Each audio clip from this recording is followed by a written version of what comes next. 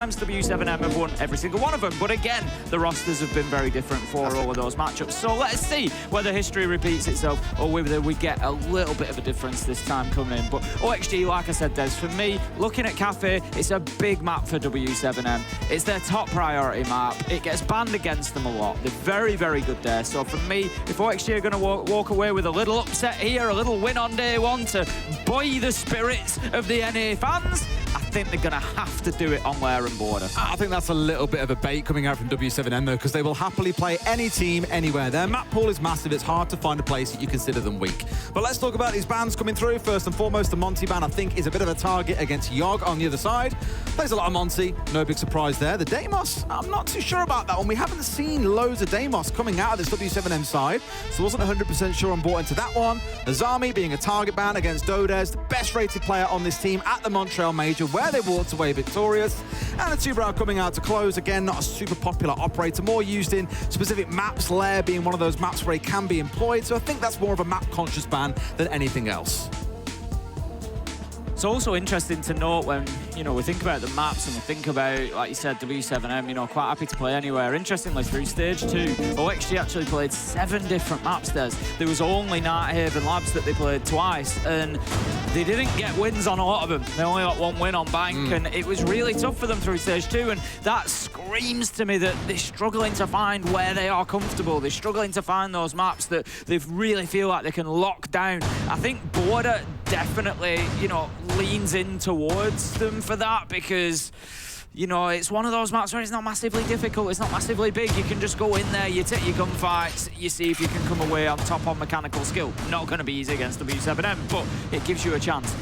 Lair, I think, could be a tough start for them. I know they've picked it, but I think it could genuinely be a tough start. Oh, there's no easy map against W7m, and in case you want some evidence of how difficult that can be, Volp's highest rated player out of everyone in the major regions around the world across stage 2 and the Montreal Major. He was the highest rated. Dodez, as we all know, shone in Montreal, was absolutely prolific. So if you're a bit new to these teams and not quite sure, who should we be watching out for here? Who's the player you expect to pop? It's absolutely going to be the man on your screen right now in Volp. So keep a very close eye on him, but don't ignore Dodez either. And truthfully, Tim, the rest of this team, given their moments, can absolutely pop. Lobin is a very exciting player to watch. Flies around the map sometimes like a madman, picks up a 3K, other times he dies in the weirdest ways, and you just think, what on earth is he doing? So either way, you're in for a lot of excitement with W7m on the attack here.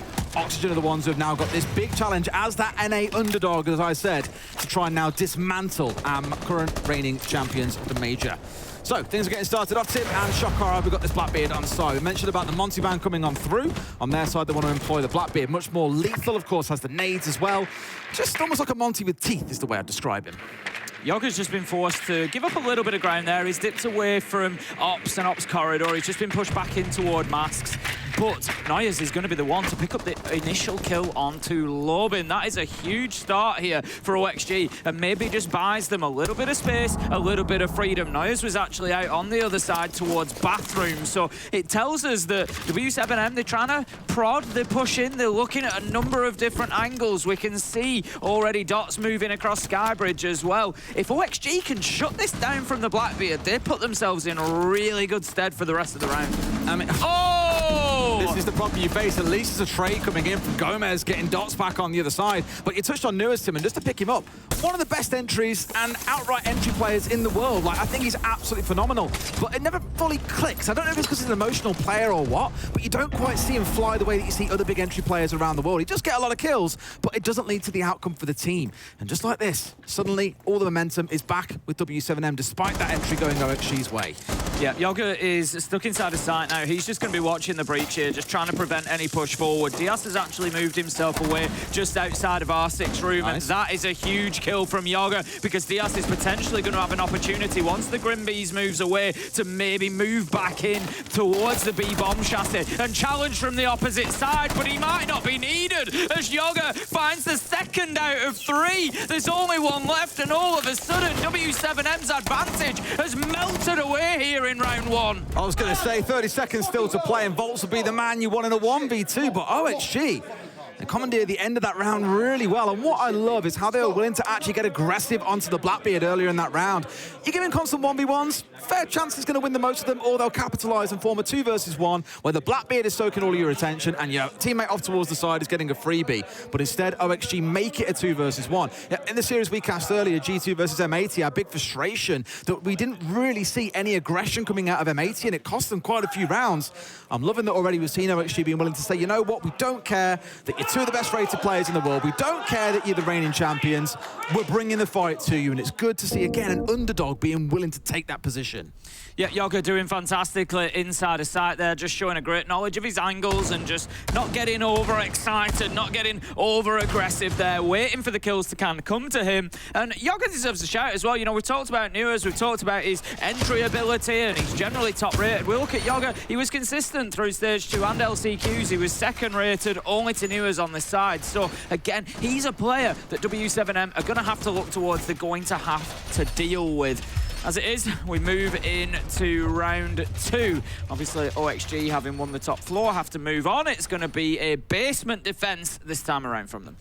Yes, a lot of the map to work your way through, which is why you've got the Jackal being brought along here by Dodez. It's why you've got the Dokkaebi on side. It's why, of course, you've got that Blitz. Those 3 together are going to form a very terrifying combo to have to deal with, but you've got to hunt down this Vigil in Nuers. Got to be aware, though, here, do OXG, there's only 1 on site. They've got Diaz at the minute who's on site. W7M recognise that. I'm not saying they're going to rush in there necessarily, but what it could mean is they don't have to go for an entire clearance. If they get in, maybe get 1 or 2 kills, they're then thinking, right, there's an opportunity to cut them off and get into sight and get control. So OXG just need to be careful that they don't get run over on the rest of the map too quickly.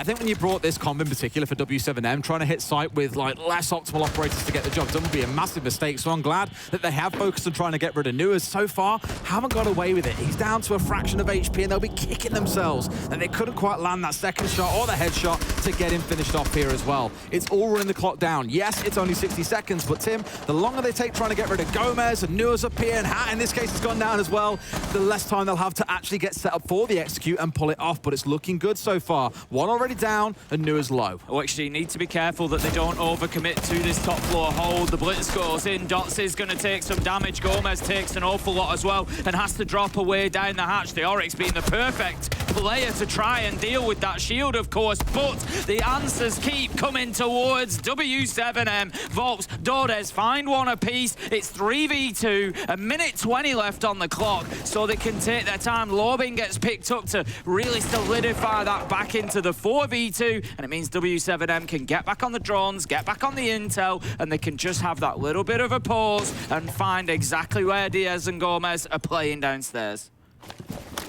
I think a narrative we saw back in Montreal is only going to carry on here as well. W7M, despite winning the whole tournament, were like a bottom 5 team for number of plants or a percentage of rounds that they planted at the tournament. Compare that to, say, Shopping for Rebellion, they were at 42%. W7M down at just 15. They like being aggressive, they like taking gunfights, and given that Oxygen are very happy to stack up and match them around the map and force these gunfights, I don't think we'll see too many plants going down, or if they are certainly not going to be the focus of the round. Here, for example, it's been all about the kills. They're in a 4v1. The plant, if nothing else, will just draw Diaz in, but they want to come in and finish him off here. They want to pad them stats in. Plant going down, a 2k coming out as well, and suddenly they're like, right, forget about the plant for now. We've got to be super, super careful. They've got the information, Tim, the bulletproof in behind him. They see the diffuser going down, but Dodez going to find his man. W7M, 2 rounds. Yeah, Dodez just going in for the peak at the right time there, but I tell you what, I bet there was a bit of a wobble in the comms of W7M because that 4v1 becoming a 2v1 makes it a very winnable, or from their perspective, very losable situation. Very possible for Diaz to be able to pick that up, but ultimately the rough start continues. OXG. You say that first round was good. I wrongly said 2 rounds, and that's on me. I'll take that. Yeah. Or the second round is there, is what I meant to go for on that one. But I think you've seen both teams show a little bit of flair, like just fair enough, man's playing Assassin's Creed at this point. Managed to find his man. I think it's more the team clearance of this second floor is the most important part there for W7M. I spoke about the aggression they showed back in Montreal. They love getting involved in gunfights, but that ain't just one man running in by himself and trying to take a 1v3. It's team-based aggression. G2 do it quite a lot as well, and it makes it really exciting to watch. And again, I'm really glad that Oxygen are actually rising to the occasion and are willing to challenge them around the map, not just sit back and let them surround you and just flood you on site once you're all sat and bunkered in. As we saw earlier on, that worked really strongly against M80. It's a for Oxygen being a bit more aggressive is exactly what I want to see. Just a few more tweaks to make here after that second round, I think. Got themselves a bit punished. I think it was the right sort of idea, but it is hard to bring down the reigning major champions. There's a reason why they won the last event, and it's just not as simple as saying, oh, just hit your shots, guys, or oh, just play a little bit more together. It needs more nuance than that. Absolutely, I completely agree. I think, you know, like you say, OXG, they've got to come in with confidence. They've got to come in with that belief that we can win these fights, we can take it to them, because if you sit back against a team like w7m, they're going to run over you. It's as simple as that. So, OXG, they need to just try and build on that first round. Yeah, it was a 2v3 clutch, and they can't rely on that all the time, but this time they've got to hold on to that top floor. They've got a real weight of players up there. Again, 4 out of 5 are going to be playing the vertical game. Up on that top floor, we saw the majority of utility, barricades, everything being used up there. So it's a real signal that we're going to try and hold on to this. Vertically, we're not going to allow you to walk into sight. We're going to have everything covered if you try to get the diffuser down. And w7m, they're not risking going straight in, direct. They're going to go for top floor. They're going to clear it out. They're going to force OXG to fight those fights. And again, they've got tools to do it. The Dokkaebi, I'll always come back to this operator. It's so ridiculously powerful. It's somewhat negated by the fact that Hat's playing on the mute, but it's still strong enough that for these roamers up on this top floor, it's going to be frustrating. You even see the jammers coming into effect up there as well. It's denying information away from the attackers. So they're still around, I wouldn't say blind, but obviously very conscious there are players on this top floor, but not able to set up, you know, the most perfect crossfire in the world to punish someone up on this top floor. So Oxygen so far, again, really impressed. The setup's looking good, but w7m starting to make their moves, and here comes one of those Dokkaebi calls in just to reveal the location, at least through audio, on where they are. OXG, interestingly, are kind of adapting as the round goes as well. We didn't see it on screen there, but Hat actually doing a very late reinforcement at the minute 30 mark. So they've given it a bit of time. They've got a feel for where the push is coming from w7m. They've recognised the weak spot, and they've adapted. They've looked to try and create a situation where they've got a little bit more strength inside of that space that they're looking to hold. Dots does manage to find a little bit of a line onto the one underneath. C4 is going to be shot out of the sky. I love this because you haven't got Oxygen trying to over-defend here, like holding bathroom and display. They've largely given it away, and instead of just playing really tight on the R6 room door, or that double door that you've seen them trying to step through, that Nuas has constantly kept on smoking out. They've had C4 play below. They're looking really put together, Tim, and w7m look a bit stuck. They said, forget about top floor, let's go and hit site. Yeah, they're rotating the diffuser across to just try and get in there. Dordes is going to be the key man upstairs. If he can get the second kill, then it could open up for w7m. Dots manages to find Nuas, and there it is. Dordes finds Hat. They've got the top floor. They can now surely get in and plant. Gomez knows. He sees the danger, and he goes for the retake and finds it. He can now play this. 10 seconds to go, but they managed to snatch the diffuser back, Des. Oh, they'll get away with this one, I think, as well. There is a ping coming on through. Might get the angle, has to win the vertical fight. But Dordes already walked into sight and found a 2K, gets the closing kill to make it 3 in the round. And just when it looked like OXG had done enough, w7m snatch it away from them. What really impresses me there about w7m is perseverance. So much of that round was spent kind of looking at top floor going, let's try over here. No, there's strong resistance. Let's move around there. No, we can't really find an angle in. And then, like you said, ultimately, they got to a point where they just kind of had to say, right, Dots, folks, just get down underneath and get yourself in position to get into sight. And Dordes just kind of went, look, just leave me to it. I'll sort this out. And they were playing with the mute and the smoke upstairs, so it was the double shotguns up there that they were really trying to keep a hold of that top floor, of that verticality. And Dordes just went in and got 2 great kills to open it up for w7m. Despite it taking nearly 2.5 minutes, he just kept plugging away until the opportunity presented itself. Gomez, I gotta say, he was super unlucky there. That was smart play from him. Recognised the danger. As soon as those two die on the top floor and Dordes has some control, he knows that the round is potentially lost without that top floor. Goes in for the retake, drops the diffuser on the ground. He's actually kind of unlucky because if he plays the hatch, he may have got another man coming in to try and recover the case. He kind of looks away to impact nade above it to create a second angle. I get what he's doing. He wants to create a little bit of unknown, a little bit of mystery. They don't know where the challenge is going to come from, but it was just unfortunate. It was just classic siege timing. That was the exact moment that w7m ran in and grabbed the case, and it just gave them that space that they needed to win the round. Do you want to stress, though, really impressed with how OXG played that round. It was really good stuff. And w7m is the reason why they're major champions, right? And like this, they are now in at pace. They've switched things up. It's not been the slow, calculated, cautious approach from last round. Instead, it's much quicker. And that's even with Yogg being hidden away. He did tuck himself in by the masked wall during the drone phase. So w7m wouldn't bring along Thatcher, wouldn't bring along micro EMPs. They don't care, Tim. Dodes has gone in through a window and just killed the bandit anyway, so who cares? Yep, Lobin's going to pick up Newers, and w7m feel like they're starting to run away with things a little bit. Hat managing to find Volps, though, brings it back, so it's still 4 versus 3 in favour of w7m, but it might just give them pause for thought. They might just have to hit the brakes a little bit. Let's not forget, last time they attacked this side, OXG were able to hold on in the 2v4, so it could well be something they repeat, but if you remember, I said they cannot rely on those clutch moments because w7m eventually will wear you down. It's so frustrating for Gomez. He was trying to be the X factor in this round with a little roam up towards Highway, but it was still covered off by w7m. Even when they're in this 4 versus 3, they're still taking things slow and kind of hitting the brakes and saying, look, we've gone fast at the start. Now we go slow, we drone, we get these flank watches in, and everything is just moving in the way they need it to.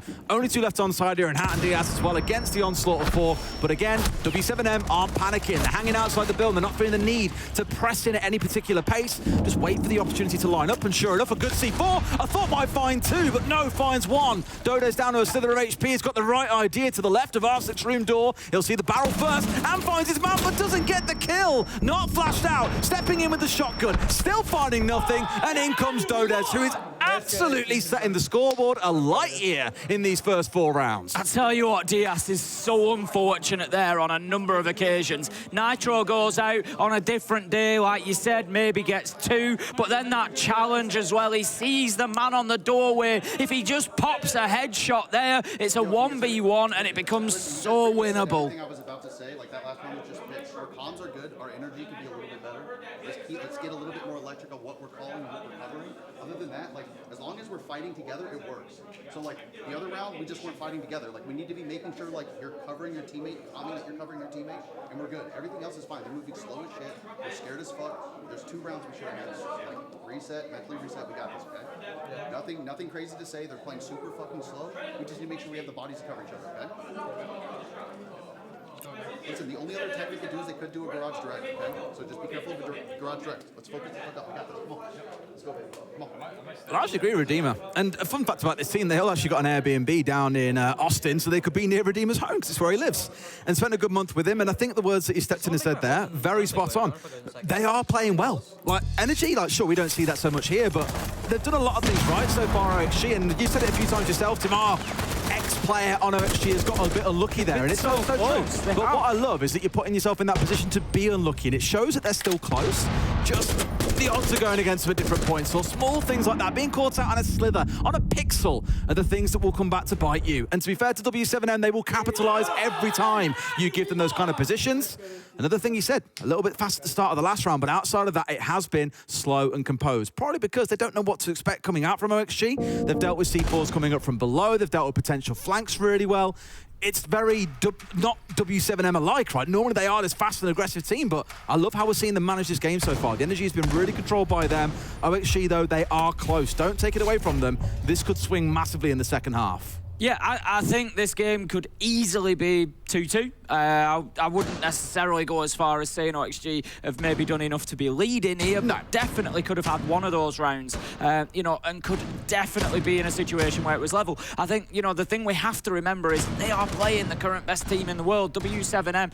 They are persistent. They don't make many mistakes. They will punish everything. You know, this may be a game that OXG, you know, don't come away with a win from, but what we're seeing, for me, is promising, looking towards the rest of their group stage games.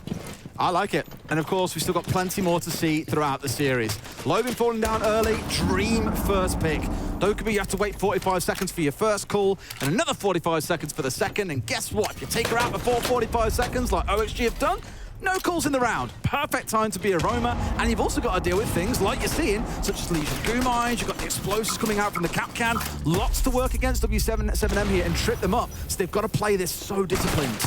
Dots is in a position to potentially get in here. He's just going to rush into a smoke and start throwing that diffuser down. And I love this from w7m. It's one of their big qualities, is just having that opportunity, and they're willing to go for it. They are never scared of anything. Dash manages to find Gomez as well, and all of a sudden, OXG find themselves on the clock. Newers manages to pick up Dash. 4 versus 3. OXG still trying to use those verticals, still trying to find anything, but w7m, they've dipped themselves away largely. But Dots, he runs into Diaz. He's got no idea, Des. That's unbelievable. He should have been dead to rights, but what a spin from Diaz. Newers getting another back. A 3 versus 1. The defuse coming on through, but can they get it in time? Dode's starting to round on through. They've got no idea where it's coming from, but Newers has got a 3K, and OXG, despite that warning from Redeemer, be careful of them going direct. They do suffer to it, but they pull it back. Great stuff. That was great from OXG. What a retake that they've just pulled off. And the thing that tells us there is that, you know, like I said, w7m, they're willing to spot an opportunity. They're brave enough to go for it, but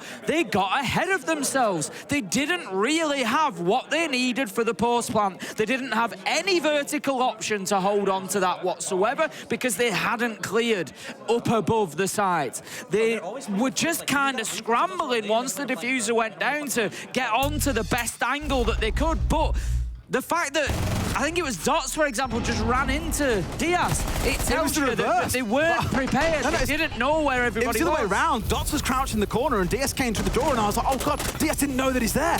But as he pulls off the shield and he hears the shield, Diaz, I don't know how the hell he does it, spins 180 and instantly finds the head before that pistol can even be fired. It was beautiful.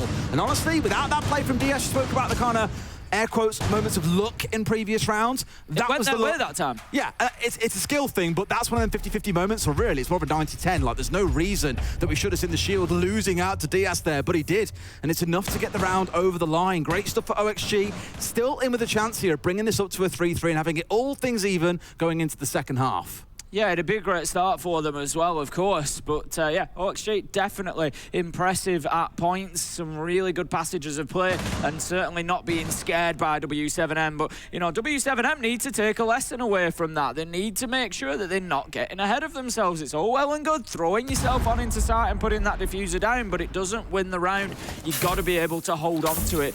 OXG with a great retake. We're going to see the pressure mounting here as the Blitz chases them down. Diaz and Hat, though, managed to take down Dash and Lobin, but the answers are always there for w7m, Des. 3 versus 3 very quickly inside of this round.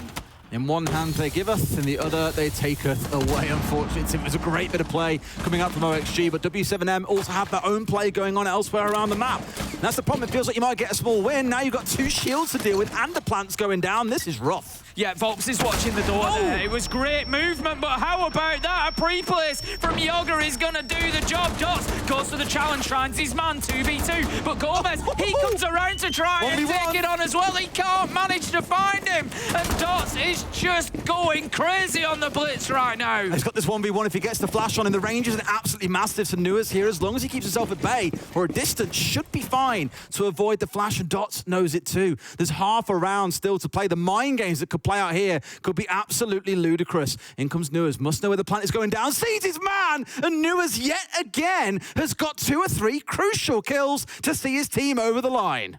OXG again super calm in what could have been a very difficult situation. w7m played it aggressive. Volps walked into site with the Blackbeard. He just held the angle so nobody could push across from Mask's side, and it enabled the Blitz to move across site and start putting the diffuser down. But they were ahead of the game. They had the nitro, they had the answer, and then played it beautifully at the end. Newers just not getting pulled into any sort of tricky situation, just played it patiently and found his man. Beautiful stuff. Again, to go back to Newers, because I spoke about him quite early on in this game, like, fair to play, many would probably also agree, one of the best gunners in North America.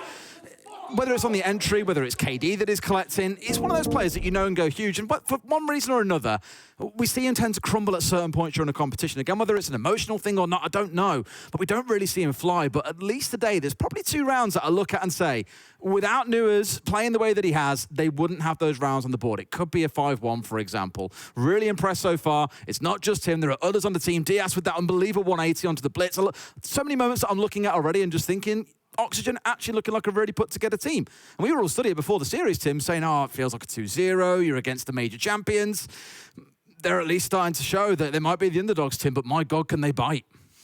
Absolutely. I mean, I think there's still more to be proven. You know, if we're going to go ahead and say there's potentially something in this for OXG in terms of a win, in terms of a glimmer of hope for the NA fans, we're going to need to see a little bit more yet, because w7m have had their moments too. But great stuff over the last couple of rounds. And they were 3-1 down, let's not forget. OXG have shown some great perseverance there. They've shown some great resilience not to get sort of under the hammer from w7m.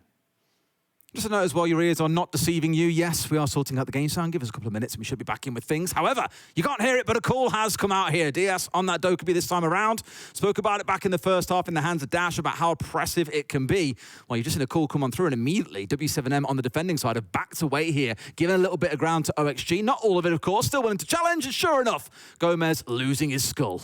Yeah, Dash has got away with that, playing super aggressive. Newers does manage to go in and get 2 DS onto Lobin as well. And despite those heroics from the Legion, Dash just trying to prevent Gomez entering, the damage is done by others. And w7m very quickly find themselves on the back foot. The most nonchalant flick from there. It wasn't a huge flick, but just the reaction, the moment, the casualness about it. Oh, incredible to see, and once again has got 2 big kills that opens up the map for his team. 2 left on side for w7m. Dodez and Dots got it all to do, and Dodez, as we've said so many times, has been flying. But in this round, the numbers are stacked up against him. You've still got a Dokkaebi call. You've still got 2 Jackal tracks. You've still got a Blitz on side. There is so much for Oxygen to work with here, but not really like that, Tim. In they come. Plant looking to go down nice and early, and a call coming out at the same time. Newers finds a 3K. What have they been feeding this guy, Tim? Because he's going absolutely nuclear. Dodez is just trying to find a vertical angle with the red pings coming out, using that intel, but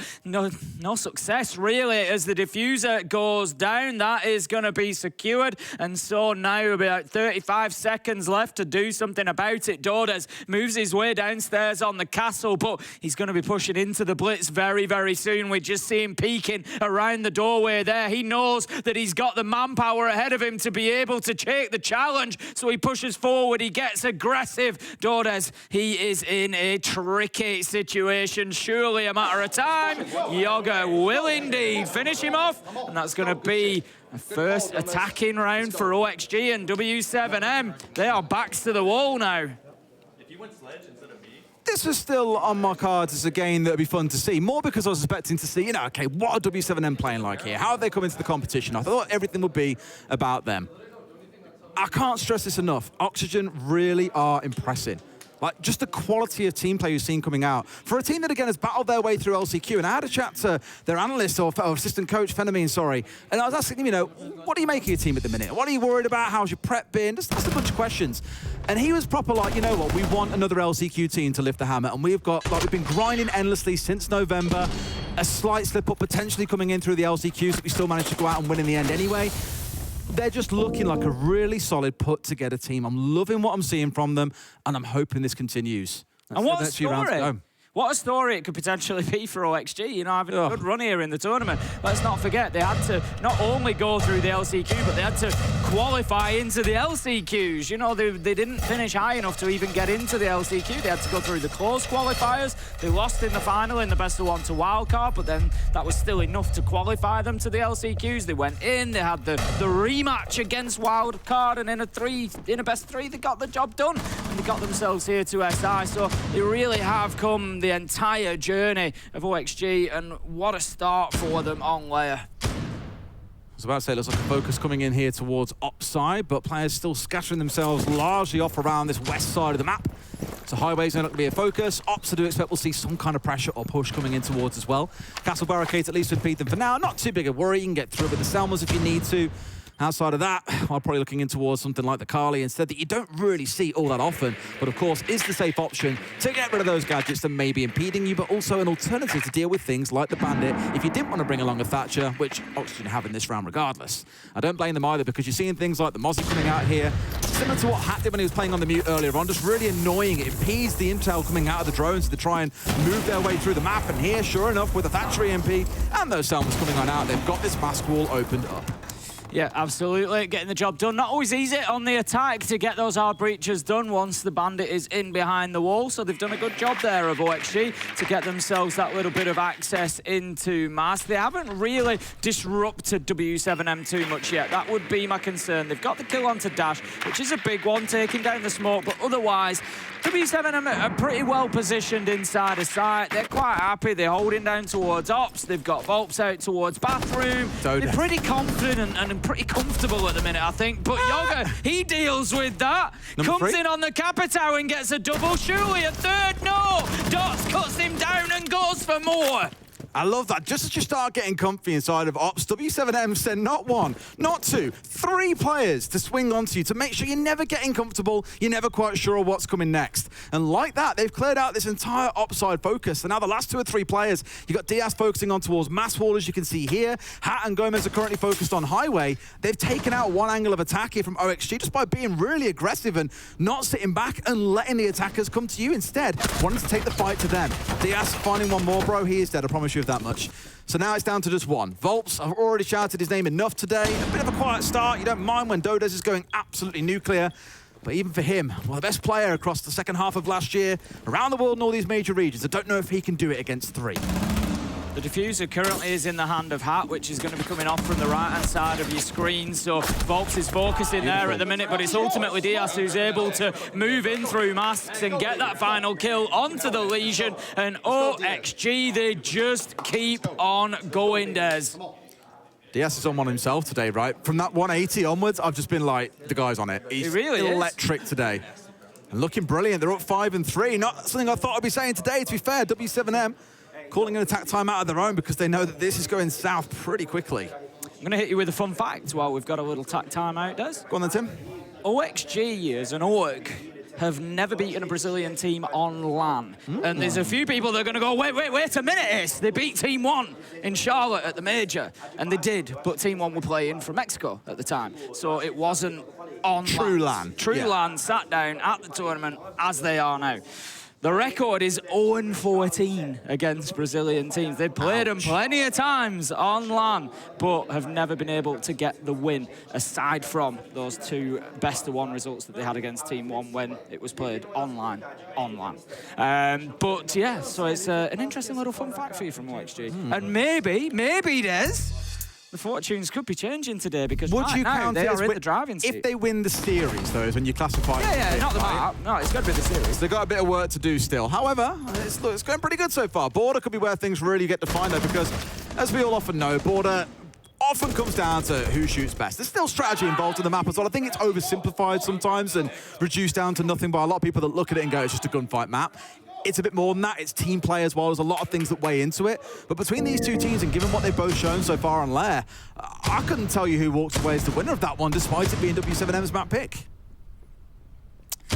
w7m going to take on the top floor defensively once again. They brought the mirror along this time. Dash is just going to be applying the black mirrors out towards... Basically, they're looking at the same sort of push from w7m here, potentially. Sorry, from OXG. They're looking to prevent them moving from that north side. Dots has brought the Bandit again. He's going to be playing on the wall there. We'd maybe expect a little more success. The Thatcher does make it slightly more tricky, but this time he's going to have a mirror window just to maybe provide a little bit of help. It won't do much because they're going to walk up and smash it, quite simply. But it's maybe just going to provide him with that little bit of information to say, look, they're on the way. You need to be prepared. You need to be ready. All eyes naturally fall, I think, here to Diaz once again on the Sense. Now, we saw Sense in use earlier on. Interesting use now that you can drop down those light walls and bring them back up again at your leisure, essentially. I think it just makes things so much more dynamic for the attackers to be able to determine when an engagement takes place and when it doesn't. So if nothing else, keep a close eye on that operator and see what Diaz can do in this round, because if that goes down early on, well, you're losing a hell of a lot of capability in terms of utility that is brought along to the field. Lobin just looking to make that challenge out towards Newers potentially. Knows that there's going to be a little bit of attention coming in from that side of things. Not going to be too aggressive here, Newers. Just wants to know exactly what's going on. Spots out the FNAT. That's a really important one. It's just going to prevent him sort of over-aggressing, going in here and getting himself challenged when he walks into that FNAT. He knows that there's still a bit of attention being paid, but the Grimbees have just bought him a little bit of space. Lobin's not going to swing across this, whilst elsewhere, Gomez does manage to pick up Dash. That's the mirror taken down. The little battle between Newers and Lobin continues, but Lobin has actually dropped away from it now, so Newers has an opportunity to potentially move in now that Gomez has cleared that little bit of space ahead of him. These mirror windows might be a real frustration sticking point here, I think, for OXG. Got to find their way through, and look at this, the aggression coming out from Lobin, stepping up, but they were anticipating it. Gomez has dealt with both the mirror and Lobin in this round by just waiting for them to get aggressive. So much good work being done by him, and we could be on for our third 3K in a row from Oxygen if he carries on at this breakneck pace. I feel like the initial shots there were aimed towards that Selma charge on the door frame, and didn't really need to get so aggressive to take that out, and ultimately lost the fight, 5 versus 3, and you just wonder here, w7m started out so well. Brutal. Yoga takes down Dots with the skeleton key through the wall. Great intel game, obviously. OXG just very aware of everything around them, where everybody is, what is happening, and the last man is cut down by Diaz. Who else? OXG put themselves onto map point, and it feels like it's been at breakneck speed, Des. It was 3-1 w7m, and then OXG have just run it clean back the whole way. This is great from the North American team. I was going to say that's 5 rounds in a row now, and across those 5 rounds they've had 3 3Ks, they've won a 1 versus 1, and they've only dropped the entry in 1 of those rounds. They are on fire these last 5 rounds, and I bet w7 have sat there scratching their heads like, well, we didn't expect this today. Like, who is this team that's turned up and why are they so terrifying? NA underdog, sure, but I said it earlier, they've got a bit of bite and they're about to bring down, at least on the first map, our reigning major champions. Extremely impressive. w7m are going to have to book up their ideas when we get into that second map, when we step into border. But for now, Oxygen have got their eyes on closing this out 7-3. 1 more round will get the job done. It is OXG's map pick, let's remember that. You know, but they've come in here, they've looked good. They're going to move on to border, which was w7m's pick, but it's not really necessarily a favoured map for w7m as to, you know, what we've seen historically from them.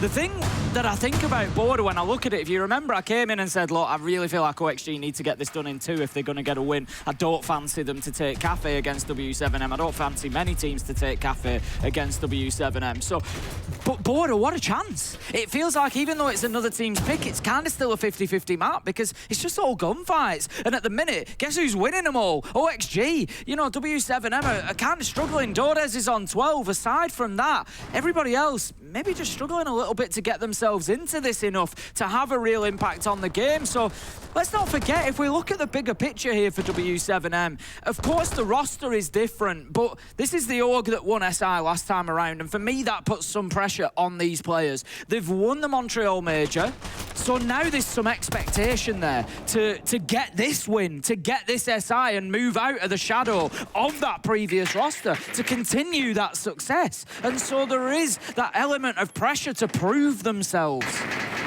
Not forgetting they finished second at Gamers 8 as well. Like, they've had 2 really strong performances on the international stage is the way to look at it. Manchester, they didn't make it, but new org, sort of new roster, everything was coming together still. You forgive them a little bit of chaos there where they got themselves established, but they have done it incredibly quickly. And what I love when you compare that to OXG, we mentioned it on the desk. Yeah, they finished 3rd at SI 2 years ago, but, I mean, nice bait, I love it. I was going to say it's taken 2 years to really try and figure out what's going on. It's been a journey of self-discovery for OXG as an org and what roster works for them. They're convinced they've got it right this time around. Of course, the tournament will prove that right or wrong. But things have started out incredibly well. Half the round still to play with here. w7m, they are down a man.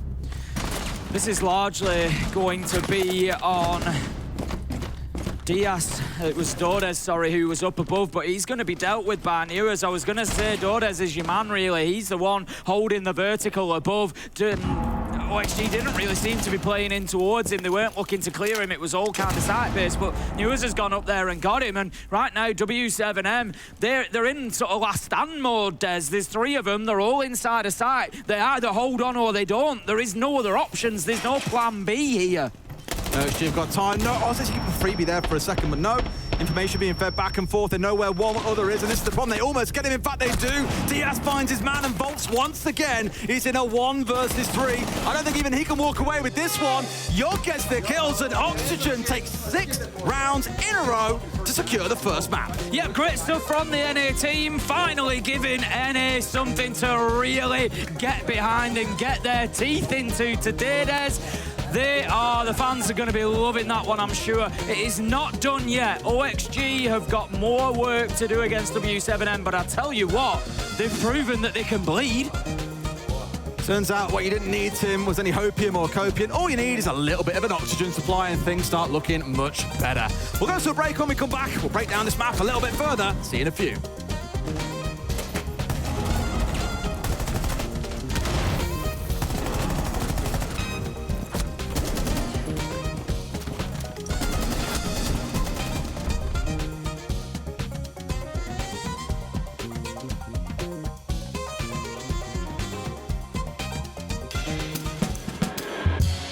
Ouais, choque-les, choque-les, ouais, choque-les, choque-les, choque-les, ouais, voilà ce qu'ils me disent, les entends parler et ils m'étrisent, j'arrête que pour rafler la mise, petit pas sur la piste, et le succès je l'ai pisté, disque la place du premier, je fais monter la côté, sur moi tu mises gros, tu connais déjà l'équipe, ça criera au complot, je prends le double, on est quitté, je fais la magie des chiffres. La somme je la triple, la concurrence la dribble et le stade est en délire, ça fait choquer, j'arrive pour tous les choquer, toute la foule elle est choquée, j'espère que t'es accroché, gauche, droite, esquive le rageux, coach m'a rajouté du temps de jeu, dans l'action ouais je me sens en feu, je suis on fire, je fais la différence au compteur, money time ça shoot sur le buzzer, switch, je suis on fire, choqué, j'arrive pour tous les choquer, toute la foule elle est choquée, j'espère que t'es accroché, choqué, j'arrive pour tous les choquer, toute la foule elle est choquée, j'espère que t'es accroché.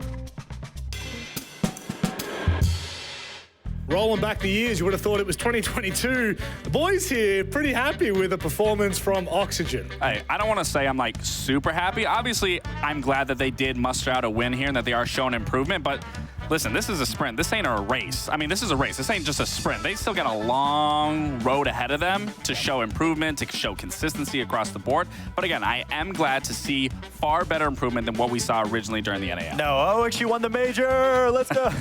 No, but I mean, it was an amazing performance. I do think the map play had a lot to do with how OXG came out on top. I mean, the way that they were just maneuvering them out around the map, I feel like it really fit their playstyle. Always setting Newers, always setting Diaz up in these positions to be able to farm out w7m. I don't think w7m really respected OXG on this map at all. They constantly were going for these gunfights, and that's what just led OXG to just win one after the other. The verticality play from OXG on this map was beautiful. It's exactly what we saw in the NAL, just that much better. w7m did not have a response.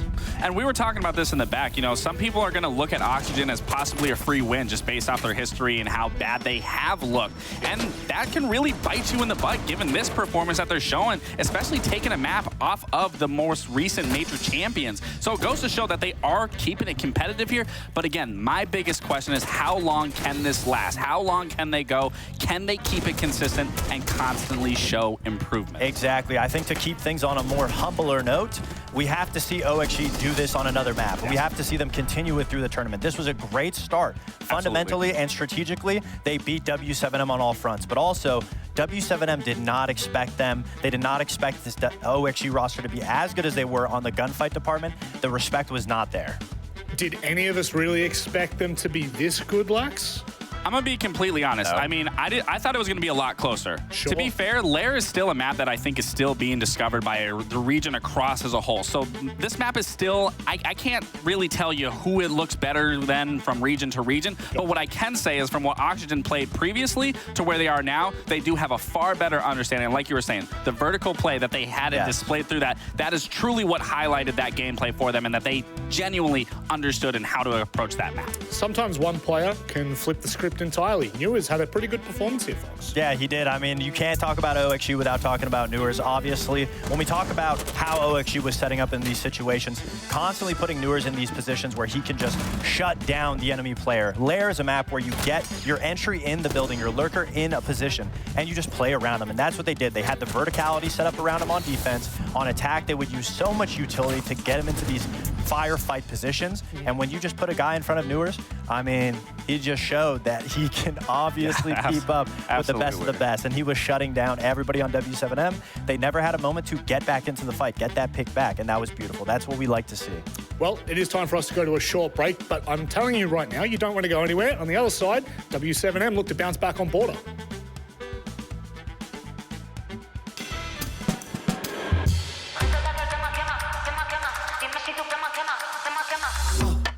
Tap, yeah, I want that.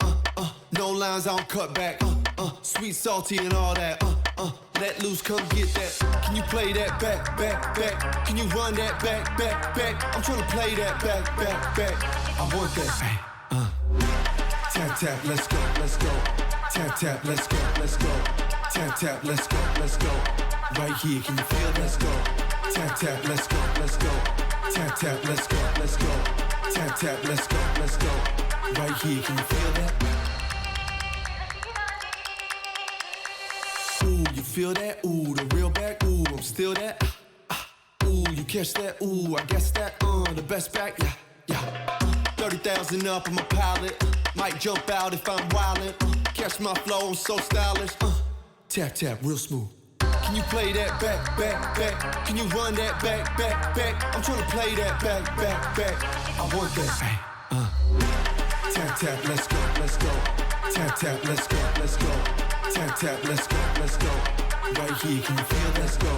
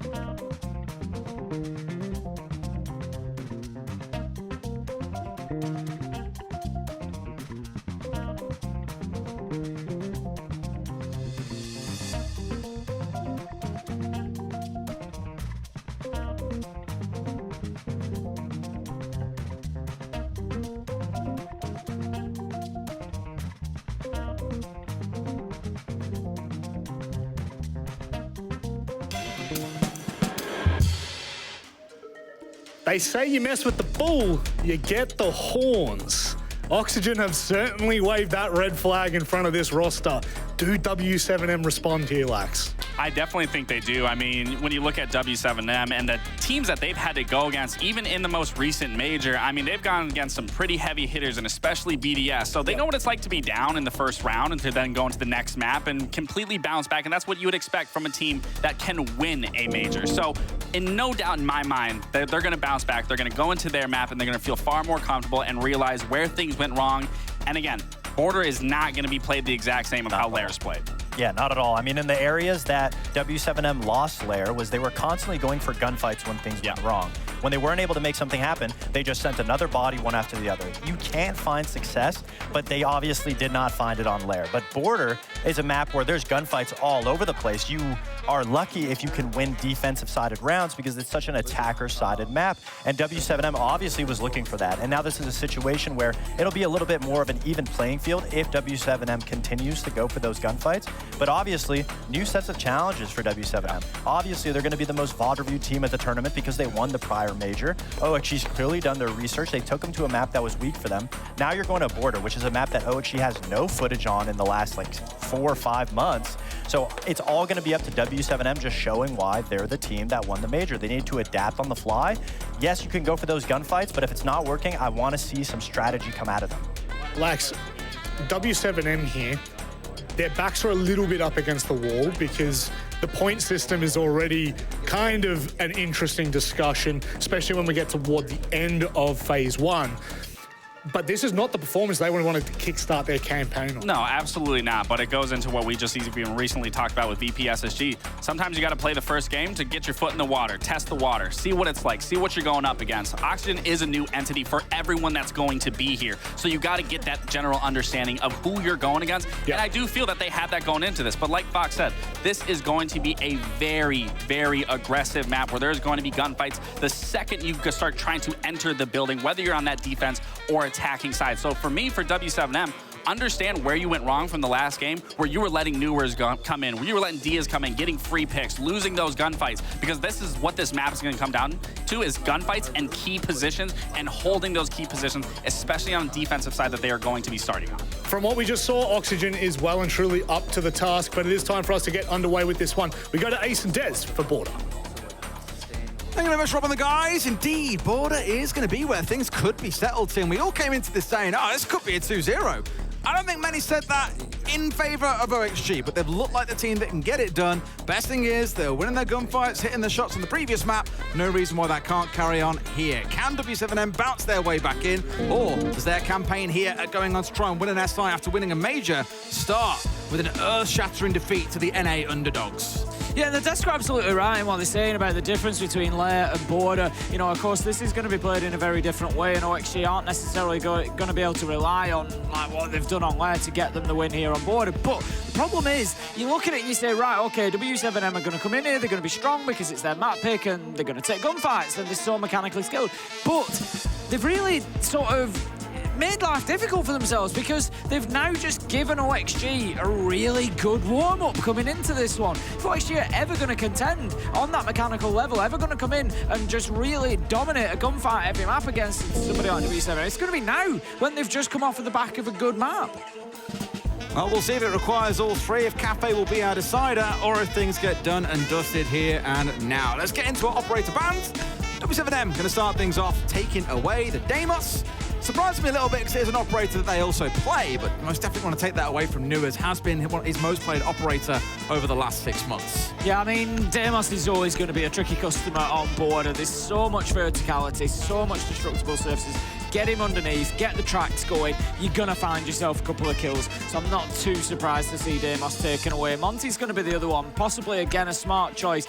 You've got Monty being used to, you can get a good view on bomb sites really, really quickly. You can send him to Archives door, for example. You don't even need to try and push in and get the plant. You can just have that window set up to feed back all that information to the rest of your team, and also pushing into areas like CCTV. Monty is perfect for clearing something like that. So no surprises there to see Monty taken away. Azami, again, super powerful, keeping hold of those power positions that the desk spoke about. Your CCTV, you know, your armory half wall, your areas like that that are gonna be difficult to hold on to. Get the Azami, the keeper barricades, it can really shore things up, but not gonna be possible as she's taken away as well. I think with Azami and Mirror going away, it makes it quite a free-flowing map. Like, yeah. With those two on side, you know, things like Castle definitely lean towards us as well, like you see in Lobin taken here in round one. But it's them architects, as Ubisoft described, the ones that help transform bomb sites, make them a little bit harder to take over. With them being offline, I think you are going to see this map again flow a lot more freely. The gunfights will be even more important, especially when you can't hide behind things like the Monty. However, also consider that the Blackbeard's still on side. You've still got things like you might see in this round, with Hat currently hovering over it, and Osterplant coming in through the Archives door. Still a lot of things that you can see that revolve around shields, but pretty fair to say this one is going to be a just straight-up shootout out between these two, which I love to see. Let's get into it then. First site is going to be exactly as expected. Top floor, Armory and Archives. We've got that Fenrir on side. Once again, we've seen quite a bit of Fenrir play so far. The FNATs, of course, you know, being difficult to push through. You got to be careful as an attacker going in there and getting that kind of near sight effect and making sure that you're able to challenge on when you're trying to get aggressive. So we'll see that being used, interestingly, just on the exterior as well there, with that wall left half soft. That's pretty aggressive from w7m. It's nice because the intel's there, right? You hear it go off, instantly swing on that. Whether it's Dodes running out the door, whether it's Dash swinging onto the soft wall, just creates a little bit of a death trap unless Oxygen have done their homework and done a little bit of droning.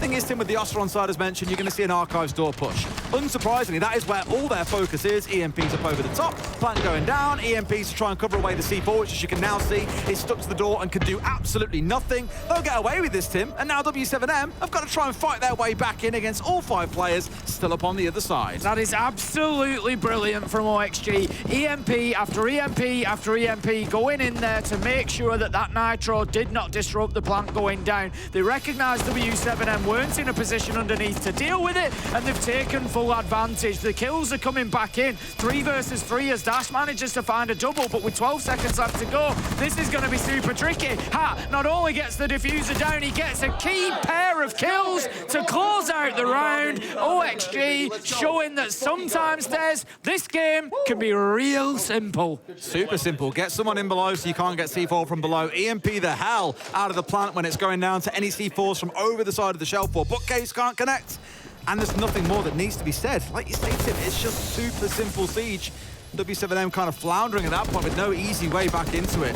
Now, I imagine we'll rotate away and keep our finding ourselves going through 3 different sites here before we return back up to that top floor.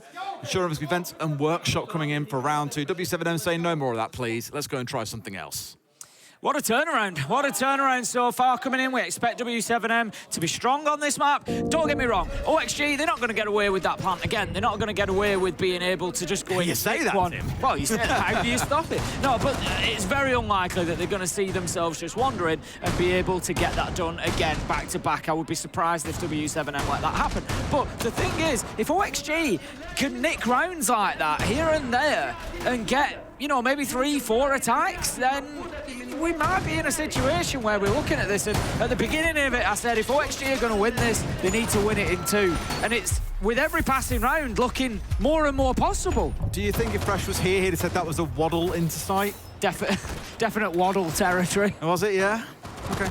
It was perfectly played, don't you mean? It was a, no, it was. They made it look a very easy. good attack. Yeah, the thing is, you look at attacks like that, and it's those ones that make you go, how does that plant not happen every round on that? You know, because it just seemed so simple and so smooth. It was great from them. Lobin's getting pinched on a little bit here. He's got to be super careful. I believe there's someone also up towards his left here, on towards the balcony side. Also one watching from on high, got a drone at his feet. Everything is going against him here.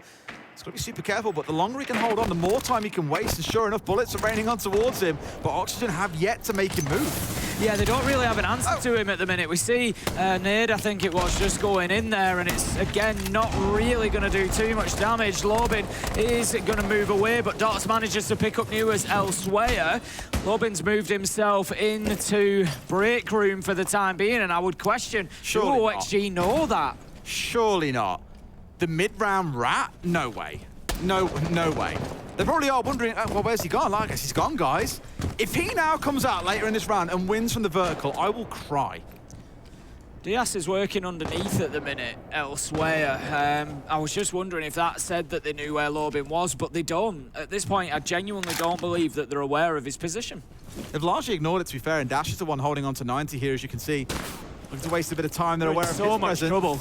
They're in so much trouble. Hart and Gomez are heading in from balcony, and they are going to be in so much trouble, but no, Diaz manages to find the kill. 4v4. Lobin tried to pounce, but was unsuccessful. And we see Dordes taken out by Yoga, and once again, OXG, they're in the driving seat, Des. They're fighting for top floor control, but Volts, he digs in his heels and starts to hold on.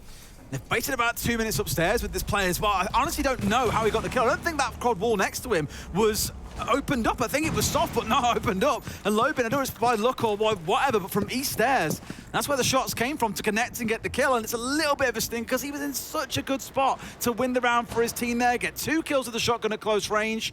But for Oxygen, where they've been unlucky at the start of Lair, well, it's paying itself back in dividends right now. 35 seconds to go in this 3 versus 3. And Oxygen, this is where you can start getting forced to make errors here that cost you the round or cost you lives as you go on through. So for w7m, that clock is now becoming the 6th man. Yeah, they're just trying to create a little bit of a pinch here at OXG. They've got Hat moving through bathroom, Diaz through waiting room, Gomez up above. Hat does get taken down, but w7m have been able to wriggle away. They've got one into customs, but Gomez, he descends at the right time and finds his man. The plant is going down. Diaz is going to be able to stick this down. He's in a difficult spot here. Nitro goes out and he has to get back on it. Diaz, he's going to have to stick it, but can't. And Dash, with a well-thrown Nitro, just manages to drag that round over the line. Really would have loved to see the Ash try and stick it there as well. Like, I understand, you know that you lost a man and it's a 1 versus 1, but you're getting a little bit confident, hoping for a kill or him to step out aggressively. A team that has won a major is not likely to go aggressively swinging with 2 seconds on the clock. They'll let that diffuser get held down on the ground and then make their move. Bit of a 50-50, a roll of the dice, you might call it, but w7m are the ones who come out on top. And we're at 1-1, Tim, exactly how we started things back on Lair. Yeah, I think OXG, that's going to be one of the first rounds that they're kind of kicking themselves a little bit. They've had 7 in a row until they've lost that one. That for w7m at least stops the bleeding. But it was so winnable for OXG. When that diffuser was going down, it must have been very, very close when that Nitro was thrown and Diaz came off the diffuser. That must have been a difficult call, but ultimately just played perfectly there at the end in the 1vx to close it out for w7m. So they will rotate their way back upstairs rather than going to bathroom and tellers. They're going to give Armory and Archives a try once again. We can see from the lineup, as I suggested, OXG will not be going for the Archives door plant. There is no Orsa on side this time around. Yoga is on the Blackbeard, so keep an eye on him. He's going to be super important for that entry, trying to create a little bit of space. I'd maybe like to see him pushed into CCTV here to try and dislodge the 2 that are in there, Sentry and Legion. We saw this before the Blackbeard rework, to be fair. A lot of the Dokkaebi plus Blitz coming along as a pairing. Just get the sound down, and the Blitz charging in, can't easily be blindsided. You run someone down, the flashed out, they are dead to rights. we're seeing at least so far across this series, Tim, a little bit throughout the day as well, that actually this Dokkaebi and Blackbeard combo is looking very, very popular. I think because there's less risk associated with the Blackbeard, they're also much more deadly than, say, a Blitz would be. This gives you a lot more that you can work with as a team, but don't get me wrong, we have seen a good balance of all our shield operators so far today. Not as dominant as maybe they were historically. This is what a lot of teams said coming in, was the meta feels good right now. A lot of different strategies work. You don't have to play shields, though we are still seeing an awful lot of them. Yoga, after a little bit of movement back and forth, is going to look to try and pressure towards balcony. Just pinging out a little bit of intel, suggesting that Lobin is playing in and around that area, which would be correct. And instead, he's going to look to maybe try and get himself in, just taking advantage of that mechanic, of course, being able to use the utility from behind the safety of the shield, just to dump that nade onto East stairs and see if it forces anybody away. As it is, Volks was playing up at the top, so didn't really have too much of an impact. Needs to be careful, though, as Lobin just gets a little bit aggressive, and he's getting slippy back into break. Finds Hat on the door, and right now, Oxygen, they're knocking on the door, Des, but they're not getting an answer. They're struggling to find a way in. But look at this, DS has come up behind as well and managed to clear this out. So they've got East stairs back on side once more, but only just barely. There's still C4s coming in, there's still gunfights being taken. They are not getting this part of the map easy, that is for sure. In fact, it's taken 2 minutes, Tim, to get control of East stairs. A real battleground starting to form between these two teams. Yeah, going to be very difficult to break down w7m now, but Yoga with an important first step in doing so. Manages to take down Dodes. Lobin has been forced all the way back into sight as well now. He's there supporting Dash. There's only Dots that's away. He's outside in office. So there could be an opportunity here for OXG to now overwhelm sight. They're effectively 3 versus 1 with Dots in office. He's going to now have to make his way back in. He could potentially be cut off. w7m, though, they're never going to sit down and just take a round loss like nothing. They'll always fight their way back, and sure enough, a good C4 over brings down Nu as a 2v2, and Tim, yet again, a round is coming down to the wire between these two squads. They've still got, I was going to say, they've still got that Blackbeard to play in behind, but Dash, that's an essential kill. Managing to take down Yoga now leaves it super difficult for OXG. Diaz moving in, cannot find either, and will be shut out. And right now, after what looked like a promising first round for OXG, I think we're starting to see it for what it was. And that was a fantastically executed attempt at getting that plant down unexpectedly on the door. But when it comes to the actual siege, when it comes to actually going in there and having to clear the top floor and not get away with that, OXG is starting to struggle against this w7m. I think those last 2 rounds have been super tight, though. Like, look at the previous one, the 1 versus 2 that, yes, w7m went out expertly. This one, a little bit more controlled in the dying moments, for sure. And Oxygen, they've battled their way through right up until the dying seconds, where w7m just started collecting names. That kill there is a key one I want to talk about, to be fair, because looking back at our previous map, I said this back then, is they're not the kind of team to just sit and wait for you to execute on them and then look for kills. Think about when they had 3 players swinging onto Ops through the softball, for example, right? They really wanted to clear out that part of the map, and they committed 3 players to make it happen. A similar thing here where it's not so much committing numbers, but they aren't scared about swinging you at a spot where you'd normally think, okay, you wouldn't swing that, you haven't got the advantage here, you know, we're on land, for example, Peak's advantage ain't quite as big as it might normally be.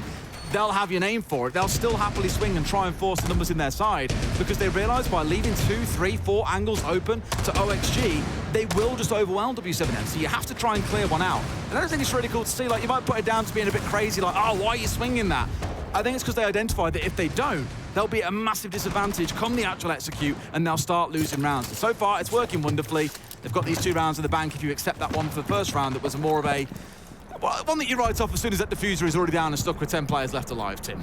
Quite a bold choice coming in from w7m here. They're going to take Customs as their 3rd choice site rather than Bathroom and Tellers. So keep an eye on the CCTV and break area particularly. At the minute, it's going to be Lobin trying to defend that once again. He's going to be cut down. That is a big start for OXG. And I think w7m just getting a bit too aggressive there when you're looking at such a key area for this defense. Think back to what I said about Lobin earlier. Sometimes you'll look at him and just think, what the hell are you doing? Other times, Tim, as you said in the last round, he gets slippery. He gets really mobile and it's hard to pin him down. And look at that, OXG, more team play coming together, punishing individuals, and Volks is the last one left standing. He's been left in 1vx's so many times over, but it's still not going to be enough. Can't quite do it today. OXG not giving in the room. We're up to 2-2, Tim. That was good from OXG. I was said it coming into that round, a little bit concerned that maybe, yep, they'd got one round by getting that door plant done, but that w7m was showing a better mastery of border overall with their 2-round wins. But no, OXG fantastically taking opportunities there, recognising CCTV and break is our #1 location. We need to go in and get that cleared out. Lobin gave them a gift. He gave it them on a silver platter, and they were more than happy to eat it up,